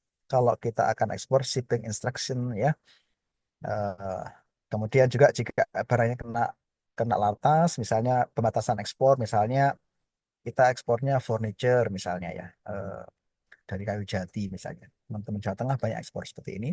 Nanti menyampaikan namanya eh, dokumen izin fee legal misalnya. Apa fee legal itu? Yaitu verifikasi legalitas kayu, bahwa kayu jati itu dari resmi, bukan belak liar gitu ya intinya. Nah, contoh seperti itu. Kalau kita ekspor, kemudian barang kena regulasi batasan ekspor, wajib dilampirkan juga batasannya. Ini penting ya, karena kemarin saya diminta oleh Bea Cukai Priok jadi ahli terkait ada ekspor ilegal ini, Mbak Genta, Mbak Dwi. Jadi ekspornya itu di PIB-nya daun nipah, ini juga teman-teman belajar ya teman-teman ya. Mohon banget jangan sampai ada pelanggaran hukum ya. Eh, di PIB-nya itu daun nipah, eh, di Bea Cukai, nanti kita bahas setelah ini ya, sangat dimudahkan ekspor itu, sangat dipercepat. Namun juga ada mekanisme namanya kerja intelijen di sana. Sehingga ketika ada informasi kuat bahwa ada pelanggaran hukum, maka meskipun dipercepat, akan ada intercept di periksa fisik barangnya. Nah, ketika diperiksa fisik itulah ternyata daunnya daun kratum ya. Mungkin ada yang dari Kalbar di sini, mungkin ada yang tahu daun kratum. Kayaknya Mbak Genta kayaknya bingung ini, kayaknya belum tahu nih. Pak, belum familiar saya sama daun keratum, Pak. Familiar? Belum. Oh belum, berarti orang baik nih Pak Dwi ini beliau nih Pak. Karena kratom ini setengah ganja Mbak ya. Bukan setengah ganja ya, artinya Oke, langsung bukan batuk saya, Pak. eh, Oke. diekspor ke Amerika, tapi dia oleh DEA itu dikategorikan barang produk dari nabati daun yang ada potensi disalahgunakan. Jadi ada sisi eh, regulasi limitasi impor di sana dan ekspor di sini. Nah, di sini kalau dalam bentuk yang masih pecahan atau eh, serbuk daun itu masih kecil atau masih masih belum ukurannya masuk ke ukuran boleh diekspor itu dilarang diekspor. Eh, tapi kalau sudah dikerjakan sampai bubuk yang ukurannya sekian mikron itu boleh dengan izin ya. Nah, ini ekspornya diberitahukan barangnya berbeda dan ternyata barangnya barang larangan ya. Sehingga ini masuk ke ranah penyidikan di Bea Cukai sampai ke sidang ya. Nah, ini saya hanya menyampaikan bahwa yang penting usaha itu jujur ya. Jujur, ikuti regulasi, doa yang banyak ya. Gitu Pak Dwi ya. Insya Allah lancar semua. Jadi pahami ilmunya, kemudian ketahui regulasi, kemudian ketahui juga berbagai hal ya. Limitasi ekspor di sini, juga info limitasi impor di negara tujuan barang sehingga kita lancar ya. Jadi mengisi PEB ini rekan-rekan cukup dengan dokumen invoice, packing list, kemudian shipping instruction ya. Ini dokumen yang ini punyanya Pak Dwi ini ya. Jadi kalau mau ngangkut barang si eksportir atau yang mewakili nanti order untuk space di kapal ya nanti dikasih peti kemas kosong biasanya ngambil DO kosong di depo untuk nanti diekspor barangnya. Ya, dengan SI. Baik, betul ya. Kemudian setelah nanti PIB diisi lengkap ya teman-teman, nanti PIB itu diberitahukan ke Bea Cukai dan ada batasannya paling cepat 7 hari sebelum tanggal perkiraan ekspor. Tanggal perkiraan ekspor itu apa? Tanggal barang itu selesai dimuat. Yang tahu siapa? Lagi-lagi Pak Dwi ini ya. Jadi kapal X ya, kapal misalnya MV Sea Star misalnya ya, bintang laut ini akan loading kapal di Priok, kemudian dia closing akan berangkatnya kapan, selesai muat ya. Ya, nanti yang tahu dari teman-teman shipping company-nya atau agensinya silahkan di sana ada juga nanti informasi. Nanti diisikan di PEB itu. Nah, PEB ini dapat disampaikan paling cepat 7 hari dari tanggal perkiraan ekspornya ya. Itu kecuali barangnya barang curah ya. Kalau barang curah seperti semen semen curah, kemudian CPO curah yang tidak dikemas itu ya, langsung ke kapal, ke palka, ke tanker ya, itu boleh dimuat dulu. Nanti ada izin muatnya, kemudian nanti berapa riil dimuat di PIB kan ya. Nanti PIB-nya disampaikan sebelum kapalnya berangkat. Baik, itu sekilas terkait dengan kegiatan ekspor di Bea Cukai dan intinya tadi saya sampaikan ekspor itu sangat dipermudah, dicepatkan ya, sangat simpel. Bahkan undang-undang menyebutkan ekspor itu prinsipnya hanya diteliti dokumen. Ekspor itu hanya diteliti dokumen. Ini yang bunyi undang-undang ya, bukan menteri ya, ini undang-undang yang bunyi. Hanya dalam hal tertentu diperiksa fisik barang, hal tertentu saja. Misalnya barangnya akan diimpor lagi.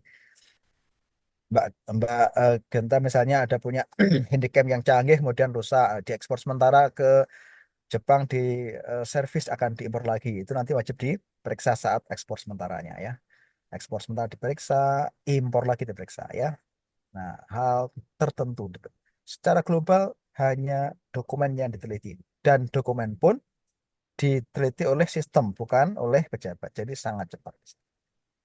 Ini saya bilang begini karena saya punya adik dan ponakan juga yang eksportir ya. Jadi meskipun saya bukan pelaku ulang tapi sering diminta arahan ya. Baik, rekan-rekan sekalian, ini gambarannya untuk bisa ekspor ya. Teman-teman yang masih mungkin belum punya NIB eksportir silahkan nanti ke OSS ya untuk mendapatkan NIB eksportir. Nanti dapat NIB eksportir aktif nanti silahkan nanti register lagi ke CISA Bea Cukai ya untuk mendapatkan namanya user untuk CISA ekspor ya. Ini juga menggunakan media online juga ya teman-teman. Nanti sampai punya media itu dan ini web based ya. Artinya dimanapun sepanjang ada internet bisa mengisi itu. Kemudian diisikan lengkap, dikirim. Nah sebelum nanti rilis rilis ekspor atau diberikan izin ekspor barang ya. Nanti setiap barang ekspor itu dokumennya nanti mampir sebentar ke namanya ke INSW ya. Untuk apa? Cek lartas ya. Tadi misalnya ekspornya satu peti kemas furniture dari kayu jati. Nanti ada penelitian di NSW mana fee legalnya ya. Nah, kalau fee legal sudah ada, nanti rilis atau di refer ke Bea Cukai, sistem Bea Cukai diberikan namanya setuju ekspor atau namanya NPE.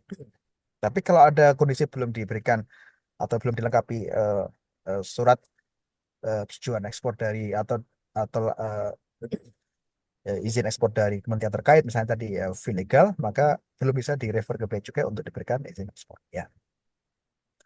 Baik, rekan-rekan sekalian, terus juga ada sedikit tambahan terkait dengan barang ekspor. Prinsip barang ekspor tidak dikenakan bea keluar. Ini sangat berbeda dengan impor. Kalau impor prinsipnya setiap barang impor kena bea masuk. Pemerintah undang-undang ini sangat-sangat memudahkan. Hanya barang-barang tertentu yang saya gambarkan di sini nih, ya. Kulit seperti kulit sama nih ya. Untuk bahan baku jaket, tas dari kulit kena bea keluar. Kayu olahan sudah dipotong-potong halus. Kayu bentuk kasar dilarang. Kayu bentuk halus, dipotong ukuran tertentu kena bea keluar. Furniture tidak kena bea keluar. Saya siap pakai. Juga untuk konsentrat dari logam tertentu ya, juga kena bea keluar. Bentuk orsnya, bentuk dari mentahnya dilarang. Sudah bentuk ingot, bentuk besi, bentuk logam tidak kena bea keluar. Juga CPO kena bea keluar. Sudah jadi minyak goreng siap pakai tidak kena bea keluar. Termasuk biji kakao. Bentuk bijinya kena bea keluar, tapi seperti Silver Queen tinggal dimakan nggak kena bea keluar ya. Nah, ini alasannya teman-teman. Jadi sepanjang kita ekspor kopi, ekspor kerajinan, ekspor tidak kena ya. Hanya ini yang kena bea keluar ya. Dan juga sangat simpel jika dikenakan keluar karena ada ini contoh pentarifan bea keluar seperti ini gambarannya tarif kali jumlah neto barang kali harga penetapan menteri kali kurs ya. Ini contoh ya. Contoh di sini ada ekspor biji kakao misalnya ya. Ini cara penggunaannya harga referensi nanti menentukan tarifnya. Contoh tarifnya seperti ini sebesar saat ini karena harganya sangat tinggi ya, lebih 7.000 dolar per metrik ton, maka tarifnya tarif tertinggi karena dia melebihi 3.500 ya. Seperti ini tarifnya. Kemudian harga ekspor harga untuk eh, dasar pengenaannya juga karena tinggi banget ya, maka ditentukan menggunakan harga yang mendekati harga referensinya ya 7.000 sekian. Sehingga kalau ada contoh seperti ini, ada perusahaan mengekspor biji kakao sejumlah 20 metrik ton neto ya. Singapura, harga penetapan nanti sekian, kemudian tarifnya sekian, kurs sekian, maka sangat simpel sekali menghitung biaya keluarnya ya. Tarif diketahui, jumlah neto diketahui, kalikan dengan harga ekspor dari Menteri Keuangan diketahui, kali kursnya berapa ketahui, inilah biaya keluar mesti dibayar untuk ekspor biji kakao 20 ton ya, satu peti kemas 40 feet misalnya. Nah, ini dikenakan bukan untuk penerimaan negara, teman-teman, bukan ya, tapi untuk menjamin kebutuhan kakao, biji kakao itu ada di Indonesia. Karena kalau nggak kena bea keluar, nanti ekspor kakao ini besar-besaran, nanti nggak ada bahan baku di Indonesia, habis kita ya. Ada jutaan tenaga kerja yang tergantung dari biji coklat nggak dapat kerjaan ya. Itu pertimbangan dari pemerintah untuk pengenaan ini.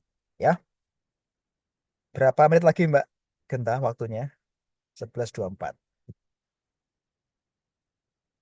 Masih mute. Oh iya, mohon maaf Pak.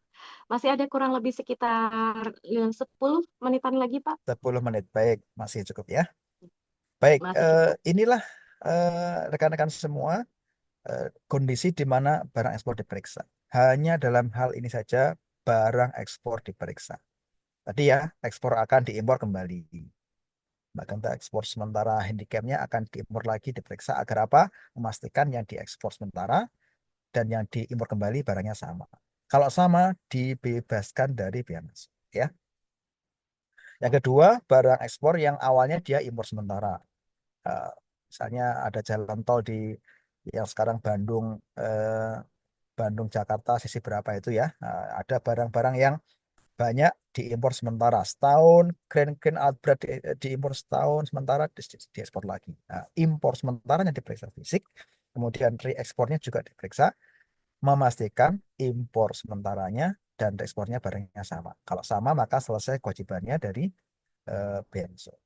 Yang ketiga barangnya akan atau barangnya mendapatkan kemudahan impor tujuan ekspor. Teman-teman yang mungkin UKM ya, IKM, ini juga penting untuk dipahami ada namanya fasilitas untuk IKM. Kita itu kemudahan impor tujuan ekspor. Kita impor bahan baku, kita bikin barang jadi, kita ekspor lagi barangnya. Itu diberikan kemudahan pembebasan bea masuk. Ya, nah pas ekspor barangnya itulah diperiksa untuk memastikan saat diimpor ya untuk diolah itu sama dengan saat barang itu diekspor produk jadinya. Nah, setelah diekspor diperiksa barangnya sama ya konform sesuai maka nanti pembebasan barang itu selesai ya. Terus yang keempat barang kena bea keluar. Tadi ada kulit hewan, kemudian ada biji kakao, ada CPO, ada kayu olahan, ada mineral tertentu tadi itu. Nah, mereka karena kena bea keluar diperiksa basic barang. Untuk apa? Memastikan jumlah jenisnya sama, benar, agar pungutan ekspor itu sesuai dengan yang seharusnya. Ya. Yang kelima, kena NHI ini saya berikan merah ya, karena poin 1, 2, 3, 4 ini sistem. Nanti respon dari aplikasi Bea Cukai munculnya nama PBB, pemberitahuan pemeriksaan barang. Kalau yang 5 ini sistem secara backup lah istilahnya, backup pengawasan, nanti terbitnya NHI, Nota Hasil Intelijen. Contoh nih teman-teman, ada kasus tahun lalu itu ada UKM kita yang ekspor ini Mbak Genta, Pak Dwi, ekspornya sabut kelapa ke Eropa ya. Nah, karena ada info awal dan hasil X-ray itu di pelabuhan ada dugaan barangnya beda, maka di NHI ya. Ternyata barangnya setelah di NHI benar ya. Nggak masalah ya, diperiksa fisik sebelum dimuat. Nah, cuma dulu case-nya kan ini teman kita UKM ini nggak tahu kalau barang barangnya ketinggalan kapal bagaimana gitu Pak Dwi ya.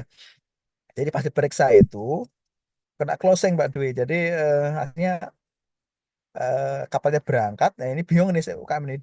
Akhirnya tertinggal bagaimana caranya. Akhirnya setelah ramai ramai ada eh, bahkan sampai viral ya, viral akhirnya dibantu dari VC dan dari Pelindo Penimbunan. Ini penting juga teman-teman kalau ada case seperti itu ya, nanti bisa bisa dibetulkan PIB-nya atau dibatalkan PIB-nya dan ganti alat angkut, ganti kapalnya Pak Dwi ya. Begitu. Eh, Berikutnya saya kira yang terakhir ya. Terakhir ini slide slide ringkas terkait Probis Fabian ya, yang tadi saya sampaikan ini melingkupi semua unsur eh, alur ya, eksportir dengan importirnya atau seller buyer sudah sepakat jual beli barang dan investasi Inggris nanti dipakai untuk mengisi PIB ya. Dan pastikan teman-teman sebelum PIB disubmit ke Bea Cukai via INSW, pastikan jika barang kita ada lartas, ada dikenakan pembatasan, pastikan sudah ada izinnya. Ya, jangan sampai barang kita ternyata lartas, ternyata saat disubmit belum ada izin, nanti akan di recheck namanya ya. Akan ada recheck dari INSW atau dari Bea Cukai, sehingga kita nanti kerja 2 kali ya. Akan boros dan akan makan waktu, wasting time ya, dan banyak biaya yang timbul ketika kita nanti ternyata belum ada izin kita eh, paksakan untuk kita submit ya. Oke, kita anggap eh, tidak ada lartas atau sudah sesuai lartasnya, PIB disubmit ke Bea Cukai, ke CISA. Jika barang kena bea keluar, terbit billing bea keluar. Jika sudah dibayar, terbit nanti di sini respon nopen ya, nomor pendaftaran PIB. Kemudian kalau barangnya itu tidak kena pemeriksaan fisik, maka setiap PIB ini langsung dapat namanya NPE, yaitu Nota Pelayanan Ekspor alias izin ekspor diberikan. Sehingga sebenarnya kalau kita lihat di sini, kalau barang kita, barang ekspor, tidak kena bea keluar, tidak kena lartas, ya, PIB kita isi lengkap benar, ya, itu nanti amat sangat cepat dari mulai kita submit ke Bea Cukai via NSW sampai dapat NPE ini sangat cepat. Ini karena saya juga punya keluarga yang eksportir, ya saya pernah minta screenshot trackingnya dari PEB disubmit sampai NPE itu ya, itu hitungannya menit ya, menit ya. Ini asumsinya nggak ada gangguan sistem ya, sistem. Nah begitu NPE ini diterbitkan, maka nanti si eksportir ini bisa langsung memuat barangnya itu ke truk, ke peti kemas, ke trailer, dibawa ke pelabuhan atau kalau ke bandara pakai truk box biasanya ya.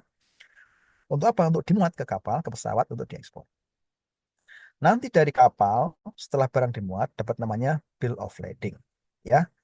Nanti dari BL, nanti diurus SKA-nya silakan ya. Tapi nanti secara ke biaya juga ya, ya setelah BL didapatkan nanti eksportir, nanti wajib mengisikan nomor tanggal BL ini ke PEB ini ya rekan-rekan. Jadi PEB ini tentu belum ada nomor tanggal BL-nya ya, kan belum dimuat ya, masih di gudang eksportir. Setelah barang dimuat ke kapal atau ke pesawat BL, WB ada nomor tanggalnya, nanti barang atau nomor tanggal BL diisikan ke PIB ini. Nah, ketika sudah diisikan di sini, ya, nanti buat bea cukai di sini, buat bea cukai itu nanti memudahkan untuk bea cukai. Namanya rekonsiliasi antara PIB dari eksportir ini dengan namanya manifest outward. Karena setiap kapal yang mau berangkat, pesawat mau berangkat, nanti wajib menyampaikan pada bea cukai namanya manifest outward. Apa itu? Yaitu daftar muatan barang di kapalnya, di pesawatnya per PEB, ya, atau per pos BL. Nanti di bea cukai, tiap-tiap pos di manifest dengan BL masing-masing nanti direkonsiliasi dengan PEB masing-masing. Ini penting banget teman-teman. Kenapa? Apalagi yang mendapatkan fasilitas GT atau berikat, karena nanti pertanggungjawaban ekspor barang ini akan terlihat di sini. Oh, ada BL-nya, ada di pos manifest nomor sekian. Nanti akan direkonsiliasi setelah sistem di bea cukai. Begitu klik ya, oh, berarti dia memang sudah ekspor secara betulan ya. Berarti kewajibannya sudah terpenuhi, terselesaikan ya. Saya kira gitu Mbak Genta dan teman-teman semua. Saya sampaikan secara ringkas, mungkin ini pancingan aja ya. Nanti kita biar ada diskusi lebih Ya, enak seperti itu ya. ya. Beli ikan dapat selasih. Cukup sekian dan terima kasih. Cakep. Cakep. Cakep. Luar biasa. Wah, Bapak jawabannya tuh bagus juga pantunnya, Pak. Baik, terima kasih banyak Pak untuk penjelasannya. Untuk Genta, jujur yang orang awam ini semakin tercerahkan. Dan untuk Sobat Ekspor, Bapak Ibu yang hadir di sini, semoga semakin menjadi terang juga ya Pak, bahwa ternyata proses bisnis kepabeanan ekspor ini dari negara ini sangat dipermudah, dimudahkan sekali gitu ya Pak. Hanya barang-barang tertentu saja dan kondisi tertentu saja yang mungkin nanti akan diperiksa kembali dan semuanya prosesnya ternyata sudah terintegrasi ya, digitalisasi online, kita tinggal submit dokumen dengan benar gitu ya Pak, kemudian nanti keluar nomornya sampai dengan nanti sampai barangnya di negara buyer atau importir juga sudah ada nomor lagi yang keluar, bisa dicek ya, memudahkan ya, sudah sampai di mana nih barang yang kita ekspor. Kadang kan suka deg-degan juga ya Pak, sampai nggak ya gitu, kemudian bagaimana ya, apakah aman atau tidak. Nah, tapi dengan sudah terintegrasi seperti ini, sistemnya harapannya teman-teman yang mau ekspor sudah tidak perlu ragu lagi. Sepakat nggak, Pak? Mantap. Baik. Karena tadi kita sudah mendengarkan penjelasan dan pembelajaran, sama-sama kita belajar bersama dengan Pak Dwi dan juga dengan Pak Jafar pada pagi hari ini. Nah, sekarang saatnya Genta akan membuka untuk diskusi dan juga Q&A bagi Bapak Ibu Sobat Ekspor yang ingin bertanya. Dipersilahkan mengisi kolom chat atau fitur chat yang sudah disediakan dan bisa juga menggunakan raise hand. Fitur raise hand-nya bisa digunakan apabila Bapak Ibu ingin bertanya dan berdiskusi. Baik, kita coba bacakan ya Pak. Kita lihat sudah banyak sekali ini di kolom chat yang memberikan pertanyaan. Nah, ini pertanyaannya yang pertama untuk Pak Dwi ini, Genta baca dari bawah ya, atau dari atas terlebih dahulu. Sebentar ya Pak, banyak sekali sudah pertanyaannya. Oke, dan Bapak Ibu jangan khawatir karena materi ini nanti akan di-share juga ke Bapak Ibu ya, akan di-share juga ke Bapak Ibu dan Bapak Ibu nanti juga bisa mengisi link daftar hadir dan evaluasi yang akan dibagikan pada saat sesi tanya jawab ini. Ya, untuk materi dan e-sertifikatnya yang akan dikirimkan, jadi Bapak Ibu mohon mengisi ya, Bapak Ibu semuanya. Baik, kita bacakan lagi sebentar. Izin bertanya. Pertama untuk Bapak Dwi ini pertanyaannya. Yang paling dekat Genta bacakan untuk Bapak Dwi ini pertanyaannya. Izin Pak, bagaimana strategi negosiasi harga jika buyer meminta CIF, sedangkan seller inginnya FOB? Nah, gitu Pak Dwi. Bagaimana nih Pak strateginya negosiasi nih supaya kita bisa arahkan buyer kita untuk bisa jadi apa namanya, eh, CIF atau juga jadi FOB karena seller inginnya FOB nih. Wah, gitu Pak. Silakan Pak Dwi. Baik. Ya, ini sebetulnya kembali lagi ya, kalau idealnya justru ekspor kita maunya CIF atau CFR. Tapi karena Ya. tadi keterbatasan modal ya, ya sudah strateginya oh, tinggiin aja ocean freight-nya. Misalnya kan harga barang pasti udah disepakati dari awal tuh misal 10.000. Kalau CFR kan tambah ocean freight. Ocean freight-nya misalnya biar dia nggak tertarik untuk CFR, misalnya pasarannya cuma 500, naikin aja jadi 1.000. Dia pasti nanti nolak. Wah, kemahalan nih. Kalau dia otomatis nolak kan, misalnya, ya kalau kamu mau segitu, oke, pakai CFR. Kalau nggak mau, ya udah FOB aja. Kalau udah begitu, biasanya bayar, ya udahlah FOB aja deh. Artinya dia nanti nyari shipping company sendiri. Gitu. Jadi strateginya ya kita naikin aja ocean freight-nya. Kalau dia mau syukur, kita dapat untung tadi ya. Tapi sekali lagi, poinnya adalah pada saat kita mau CFR, kita harus tahu dulu berapa ocean freight ke pelabuhan yang dituju. Dan ini spesifik ya, pelabuhannya tidak boleh negara. Tapi harus langsung pelabuhan yang certain, yang spesifik lah. Kayak Cina itu kan pelabuhannya banyak betul. Nggak boleh kita sebut Cina aja. Atau bahkan kota aja nggak bisa. Bisa jadi satu kota ada 2 pelabuhan. Kayak contoh di Harus Mumbai. detail ya Pak ya Detail, berarti ya. kayak di Bombay itu di Mumbai, dia ada Mumbai Port, ada JNPT Port, ya. Jadi harus betul-betul spesifik, ya. Kalau soal itu nanti tanyakan aja ke bayarnya, Anda mau di-charge di mana? Nanti dia yang milih terserah. Dia milih, informasikan ke kita. Jadi itu aja strateginya. Naikin aja ocean freight-nya, dia pasti akan nolak. Otomatis nanti dia berubah jadi FOB. Gitu. Nah, oke, itu dia. Sudah ada strategi yang diberikan oleh Pak Dwi ya, semoga terjawab. Kita lanjutkan ke pertanyaan berikutnya, boleh ya Pak ya? Baik, Silakan. untuk Sobat Ekspor, semuanya Bapak Ibu yang ingin bertanya boleh raise hand terlebih dahulu dan mengaktifkan fitur mikrofonnya supaya bisa langsung kita mendengar suaranya Bapak Ibu.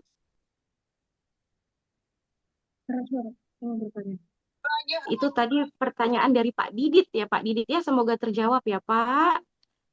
Wow, ini belum 3 kali lebih banyak. Adakah yang ingin bertanya berikutnya? Boleh raise hand terlebih dahulu. Masih aku sudah resen tapi nggak gitu. Oke, Ibu Rusni. Oh, iya. Oke, terima kasih Mbak Genta Windy. Selamat siang, salam Selamat kenal. siang, Bu. Ya, perkenalkan Mbak Windy, saya Rusni Febrianti dari Penajam Pasir Utara, Kalimantan Timur. Baik. Produk kami ini olahan sabut kelapa menjadi kokopit, koko fiber, koko mesh, tali sabut dan berbagai macam kerajinan. Itu tadi pertanyaannya sudah mewakilkan dari saya, kayaknya ada pertanyaan yang sama tadi itu Mbak Genta. Terima kasih yang disampaikan dengan Pak Muhammad Jafar apa Pak Dwi Yunanto tadi ya. Izin Mbak Genta sama kedua Bapak yang terhormat, begini Pak, mengapa sampai saat ini kebanyakan buyer itu minta CFR untuk komoditi? Nah, ada juga yang minta CIF, ya seperti tadi disampaikan ya kami perlu strategi, tapi tadi saya sudah mendengar untuk dialihkan ke FOB. Pertanyaan saya, jika terjadi resiko kerusakan barang itu siapa yang tanggung dan bagaimana cara antisipasinya Pak, seperti NHI tadi. Yang kedua, contoh kalau kami mau ekspor diminta buyer dari negara Cina, itu mereka minta GACC, Pak. Itu bagaimana prosesnya GACC ya, Pak? Mungkin itu pertanyaan saya. Terima kasih, Mbak Genta. Assalamualaikum warahmatullahi wabarakatuh. Waalaikumsalam warahmatullahi wabarakatuh. Terima kasih Ibu Rusni. Baik, pertanyaannya berarti untuk Pak Jafar ya. Pertanyaan Ibu Rusni ini untuk Pak Jafar dan juga Pak Dwi. Untuk pertanyaan pertamanya, nah biayanya siapa yang menanggung nih jika nanti terjadi ada HNI seperti itu ya Bu ya, betul ya? NHI. Benar, Mbak. Ya, silahkan Pak. Baik, makasih Mbak Rusni dari Kaltim ya. Iya, Pak. Saya pertama kali dinas di Kaltim, Mbak, di Balikpapan ya. Oh baik, dekat dengan kami, Pak. Kami di Penajam. Ya, tapi nggak gelap sih, meskipun di Balikpapan ya, karena terang di sana. Iya. Lucu. Dekat IKN, Pak ya. Ya.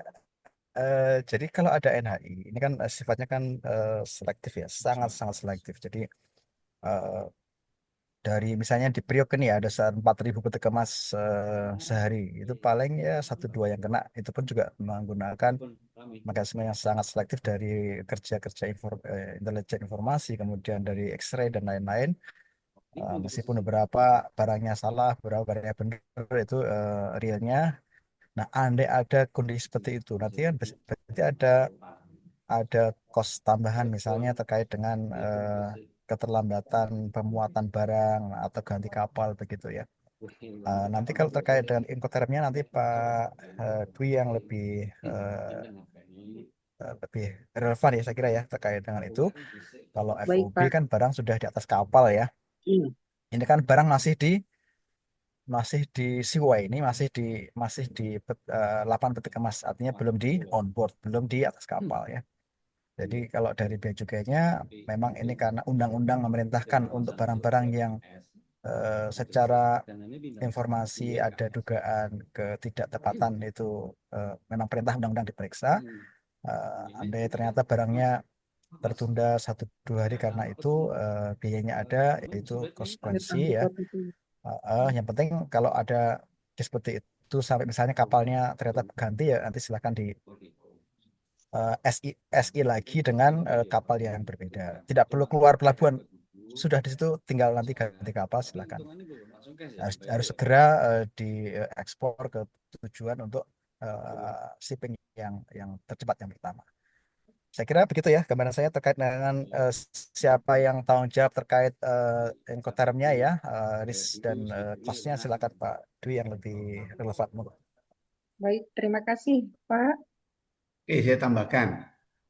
Kalau terkait tadi data hasil intelijen ya, ini kalau ekspor dengan menggunakan term FCL, full container load, itu kan yang melakukan staffing itu pihak eksportir sendiri. Sehingga di BL itu selalu muncul shipper load and count. Shipper yang memuat dan menghitung.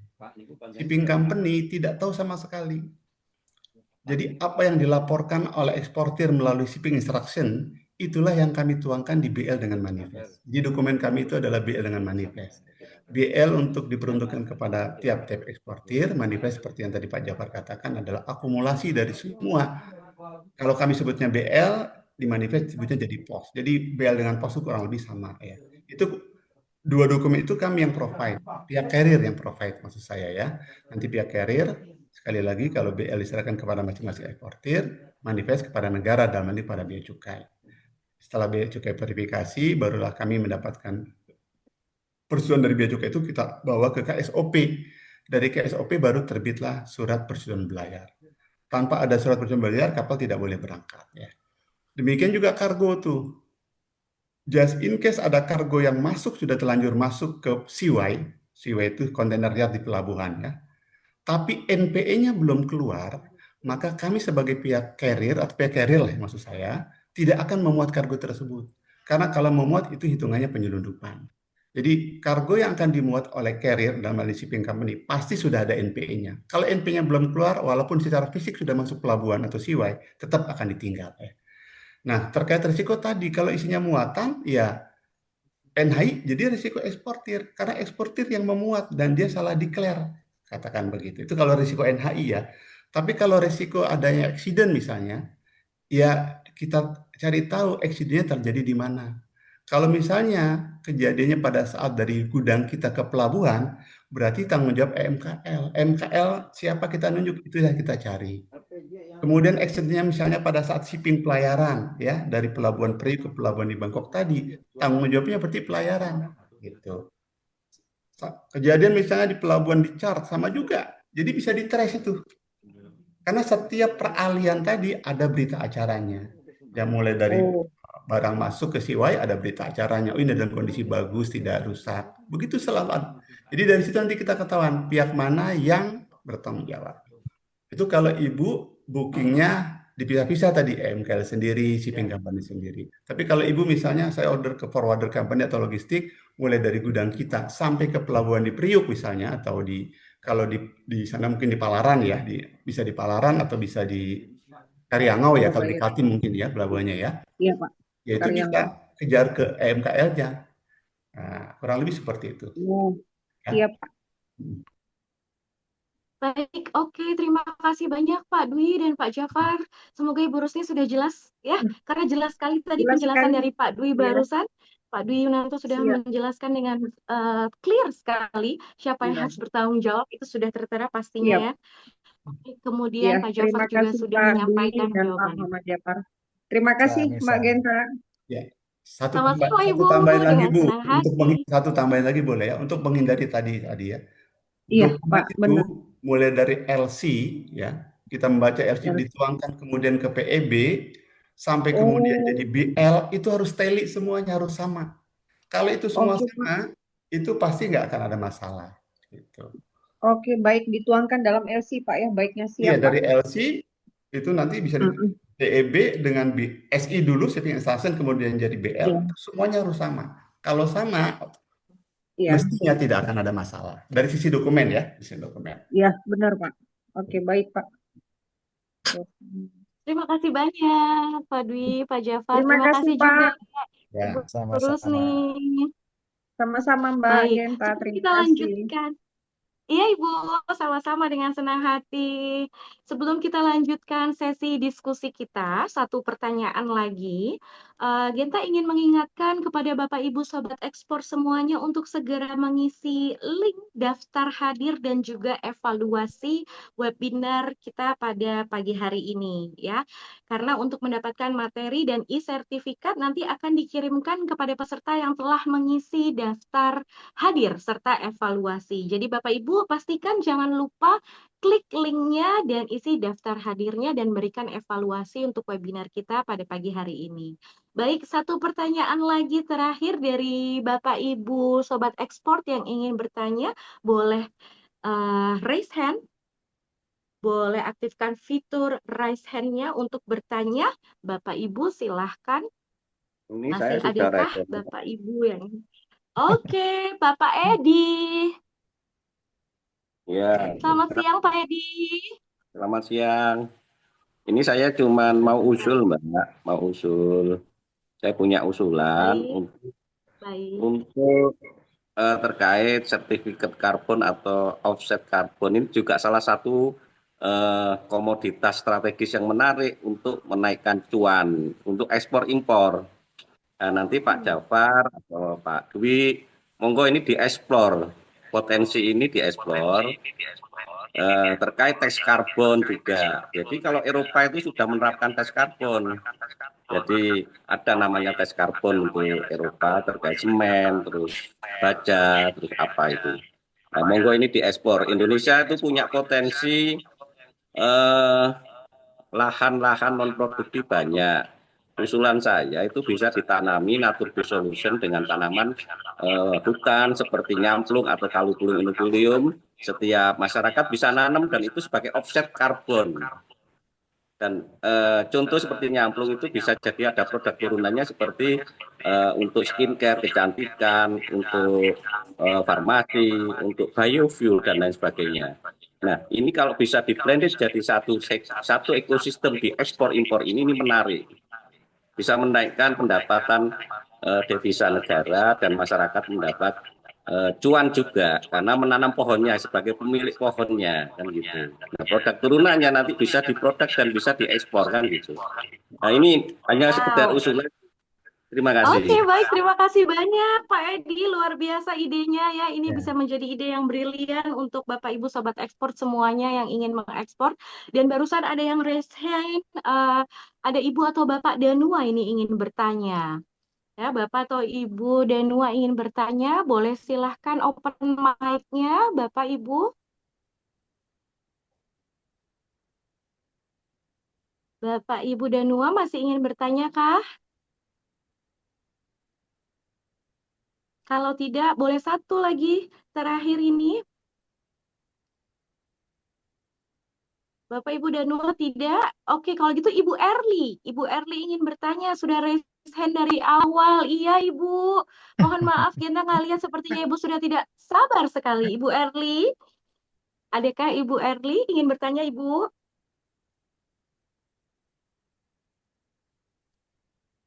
Ibu Erli? Ibu Erli, apakah masih ingin bertanya?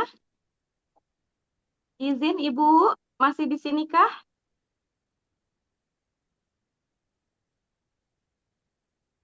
Tidak ada. Ya, Ibu jaringan Erli kayaknya tidak tadi ada? Halo, halo. Ya, apa Oh, masuk? ada. Oke, itu. Bu Erli. Selamat siang, Ibu. Siang, Mbak Genta. Apa terdengar, Mbak? Terdengar, Ibu. Oh ya, Aku panggil Ibu dari tadi. ya, maaf Mbak. Ternyata Nggak apa-apa, mikrofonnya Bu. nggak connect. Nggak Iya, apa-apa. Silakan pertanyaannya, Ibu. terima kasih Mbak Genta, Pak Jafar, dan Pak Dwi. Izin bertanya, tadi melanjutkan tentang LC dan juga BOL. Kan kalau di LC itu butuh BOL ya Pak untuk mencairkan dananya. Nah, kalau kerjasamanya langsung dengan pengangkut nih atau shipper, kira-kira BOL-nya siapa yang akan keluarkan ya Pak? Dari shippernya kah atau dari siapa agar kita bisa ambil BOL-nya untuk ditukarkan ke LC? Tadi saya sempat dengar juga tentang house BOL. Itu apakah pakai itu atau bagaimana? Boleh tolong dijelaskan lebih detail Pak untuk house BOL-nya. Dan yang pertanyaan kedua Pak, kalau klien kita mau pakai Incoterm 2000, apakah boleh Pak atau harus menggunakan Incoterm terbaru? Seperti itu. Terima Baik. kasih. Oke, yang pertama sampai hari ini Incoterm yang berlaku masih Incoterm 2020, belum ada perubahan. Jadi tadi saya bilang 10 tahun diratifikasi, kemungkinan baru 2030 ada ratifikasi. Jadi yang sekarang masih berlaku 2020 ya. Satu itu. Yang pertanyaan pertama, original BL adalah produk dari shipping company. Dan original BL itu baru akan dirilis ya apabila kapal sudah berangkat dan kargo kita, kargo eksportir confirm termuat di dalam kapal tersebut. Ya. Makanya tanggal BL biasanya adalah tanggal keberangkatan kapal. Karena bisa jadi kontainer kita sudah masuk ke pelabuhan atau ke seaway, container yard, tapi karena satu dan lain hal nggak termuat. Kalau nggak termuat, otomatis shipping company masih belum berani tuh terbitkan original BL. Ya. Walaupun nanti dilihat di kesalahannya di mana ya, apakah kena closing time atau tadi kena NHI, kan banyak penyebabnya ya. Jadi prinsipnya seperti itu. Jadi original BL itu diterbitkan atau dokumen shipping company yang baru dapat diambil oleh eksportir manakala kapal sudah berangkat dan kargo kita termuat di kapal tersebut. Ya. Itu satu. Prinsip kedua, pada saat buyer kita mau ngambil barang di tujuan, maka original bar tersebut harus kembali ke shipping company. Itu prinsip. Tanpa original BL kembali ke shipping company, maka agen dari shipping company yang ada di negara tujuan atau di POD ya tadi, tidak akan memberikan delivery order untuk consignee atau buyer mengambil barangnya di tujuan. Sehingga original BL tersebut betul-betul harus dijaga, jangan sampai hilang. Kalau hilang agak repot urusannya. Ya. Nah, jadi gitu Mbak. Jadi eksportir yang ambil OBL tadi ya ke kantornya shipping company yang ada di POL atau port of loading. Setelah itu digabung dengan dokumen ekspor yang lain, tadi minimal invoice packing list itu adalah dokumen eksportir sendiri, tambah SKA. Minimal 4 itulah yang nah, dari situ baru kita bawa. Kalau host BL itu adalah BL yang diterbitkan oleh logistik atau forwarder company.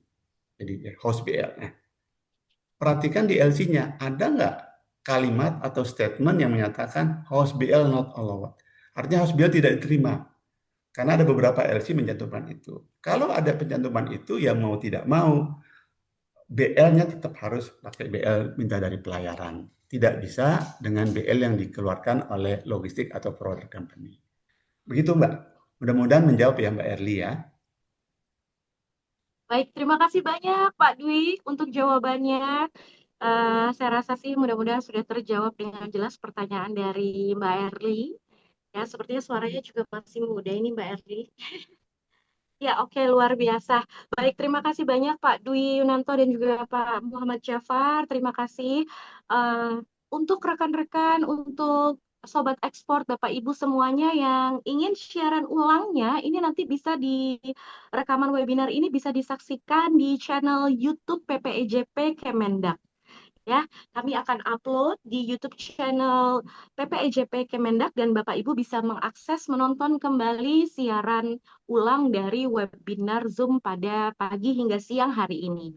Dan Bapak Ibu Genta ingatkan sekali lagi jangan lupa untuk mengisi link daftar hadir dan evaluasi untuk mendapatkan materi PPT tadi paparan dari para narasumber kita yang luar biasa hari ini dan juga untuk mendapatkan e-sertifikatnya. Ya, Bapak Ibu jangan lupa untuk mengisi link daftar hadirnya dan materi siaran ulang webinar hari ini bisa disaksikan di channel YouTube PPEJP Kemendak. Baik, kalau begitu terima kasih banyak Pak Dwi Yunanto, terima kasih Bapak Muhammad Syafar, terima kasih. Sama-sama Senang Mbak sekali Genta. Genta, Pak Dwi, Iya, tim PPJP senang juga, sekali Genta bisa belajar dan semua peserta berdiskusi juga. bersama dengan Bapak Pak dan Jeffrey, Sobat Ekspor terima kasih semuanya, Pak Bapak Ibu Jeffrey. semuanya pada pagi hari ini. Siapa itu Pak Jeffrey? Baik, Saya kalau begitu Genta Terima mohon maaf kasih. kalau ada. Terima kasih Pak. Mbak Baik, Genta, Genta mohon maaf ternyata apabila alumni ada YRC Mbak salah Genta ya? kata. Kenapa Pak? Mbak Genta alumni YRC ternyata ya? Ternyata Enggak alumni Pak, YRC Mbak saya Genta. alumni Tarumanagara Pak. Oh, bukan YRC. Oh, mirip berarti sama tangga saya. Waduh, wajah saya pasaran dong ya Pak. Oke, Makasih terima kasih semuanya. banyak Pak. Ya, Bapak Ibu semuanya, Sobat Ekspor, Genta mohon maaf apabila ada hal-hal yang kurang berkenan, kesalahan kata, ya, dan ucapan hari ini Genta mohon maaf, Bapak Ibu, mudah-mudahan kita berkesempatan untuk bertemu kembali di webinar PPEJP berikutnya. Baik, sekarang Genta kembalikan ke MC Ibu Ira Hairani. Silahkan Ibu Ira. Baik, terima kasih Ibu Genta, luar biasa diskusi dan materi hari ini ya, cukup interaktif dan semoga produktif. Sekali lagi kami ingin menyampaikan apresiasi setinggi-tingginya kepada Bapak Dwi Yunanto dan Bapak Muhammad Jafar atas telah menjadi narasumber pada hari ini. Terima kasih juga sudah mau berdiskusi aktif Mbak dengan Ira. para peserta ya, Pak Jafar, Pak Dwi. Sama-sama. Terima kasih juga kepada Ibu Genta Windy yang telah memimpin jalannya diskusi dengan luar biasa sehingga smooth sampai akhir. Dan sekali lagi ya, terima kasih Ibu Genta. Dan sekali lagi beberapa reminder ya yang perlu diperhatikan tadi juga sudah disampaikan oleh Ibu Genta. Yang pertama adalah daftar hadir dan evaluasi mohon dilengkapi. Dan yang kedua ini ada kabar baik bagi yang memerlukan, kita ada materi dan juga e-sertifikat. Namun hanya akan diberikan kepada yang telah mengisi lengkap daftar hadir dan evaluasi. Dan yang ketiga silakan ikuti media sosial PPJP, jangan lupa untuk follow semua akunnya. Ya, ada macam-macam itu, silakan Bapak Ibu sehingga Anda tidak ketinggalan informasi terbaru, kegiatan menarik dan wawasan bermanfaat lainnya dari PPJP. Dan yang keempat, tonton ulang di YouTube PPJP ya, bagi ada yang barangkali kelewatan atau ingin memutar ulang. Silakan Sobat Ekspor bisa mengakses kembali kegiatan ini di kanal YouTube PPEJP Kemendak. Dan yang tidak kalah penting ini Bapak Ibu jangan lupa bilang cakep, karena di Laut Tersohor ikan hiu makan badak. Sobat Ekspor ingat-ingat PPJP love you meledak-ledak. Cakep. Baik, terima kasih atas Saya partisipasi juga punya, Mbak Ira. aktifnya. Oh, Bapak juga mau? Saya diwakili itu aja Berselancar sama sampai Pak jualan Jafar aja es. saya. Cakep. Cakep Pak Jafar. Pak Jafar pokoknya cakep deh, Pak Dwi cakep, Main Mbak Genta selancar cakep, sambil semua jualan peserta es. cakep. Ya, Semoga sampai teman-teman jumpa semua di lancar dan kegiatan lainnya ya. sukses. Terima kasih Pak Amin. Jafar, Amin. Bapak Ibu. Selamat Ya. siang. Wassalamualaikum warahmatullahi wabarakatuh. Waalaikumsalam warahmatullahi wabarakatuh. Waalaikumsalam warahmatullahi wabarakatuh.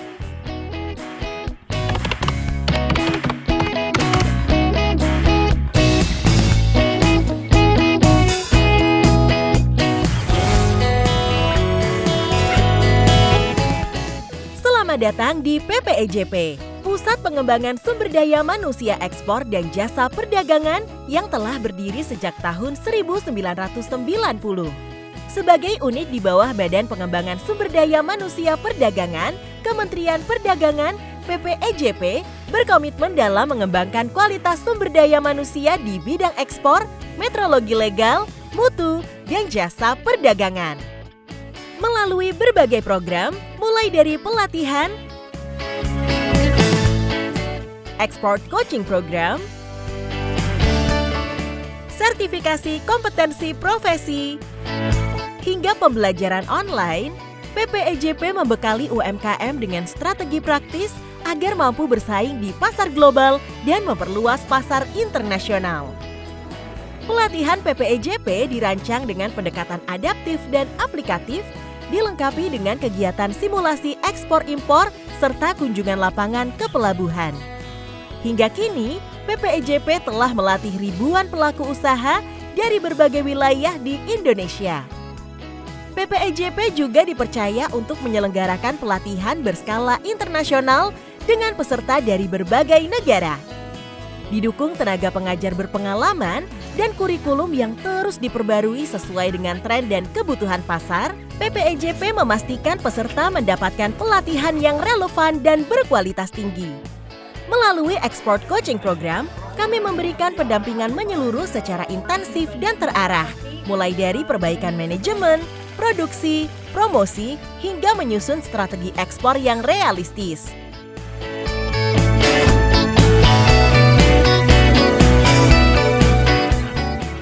Kami juga menjalin kemitraan strategis dengan berbagai instansi dan lembaga, baik di dalam maupun luar negeri, untuk memperluas jaringan dan membuka akses pasar. PPEJP juga menyediakan fasilitas pendukung, mulai dari ruang kelas, ruang komputer, ruang simulasi, auditorium,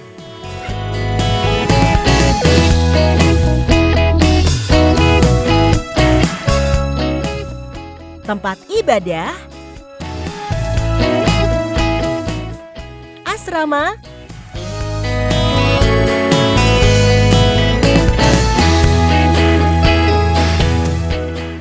hingga area coffee break dan tempat parkir. Selain itu, PPEJP juga menyelenggarakan kegiatan sertifikasi kompetensi profesi di bidang ekspor-impor yang diakui secara nasional. Kami juga menghadirkan beberapa program pembelajaran online melalui webinar, obrolan ekspor, dan konten edukasi di kanal YouTube PPEJP. Bersama PPEJP, kami siapkan Anda menjadi eksportir tangguh, belajar, berkembang, dan menembus pasar global bersama kami. UMKM bisa ekspor. Untuk calon eksportir yang mau belajar, di sini benar-benar bagus. Kita sangat antusias dan tertarik. Pelatihan ini membuka wawasan saya. Menurutku program ini tuh sangat beginner friendly. Karena materinya sumpah keren banget. Saya sendiri belajar banyak hal. Yang pertama saya mengetahui prosedur ekspor dan juga saya bisa membuat dokumen-dokumen untuk ekspor. Yang udah mau berencana untuk ekspor, ini adalah salah satu jalan yang tepat buat kita ngembangin usaha kita. Bergabunglah dengan kami di PPEJP dan jadilah bagian dari cerita sukses kami.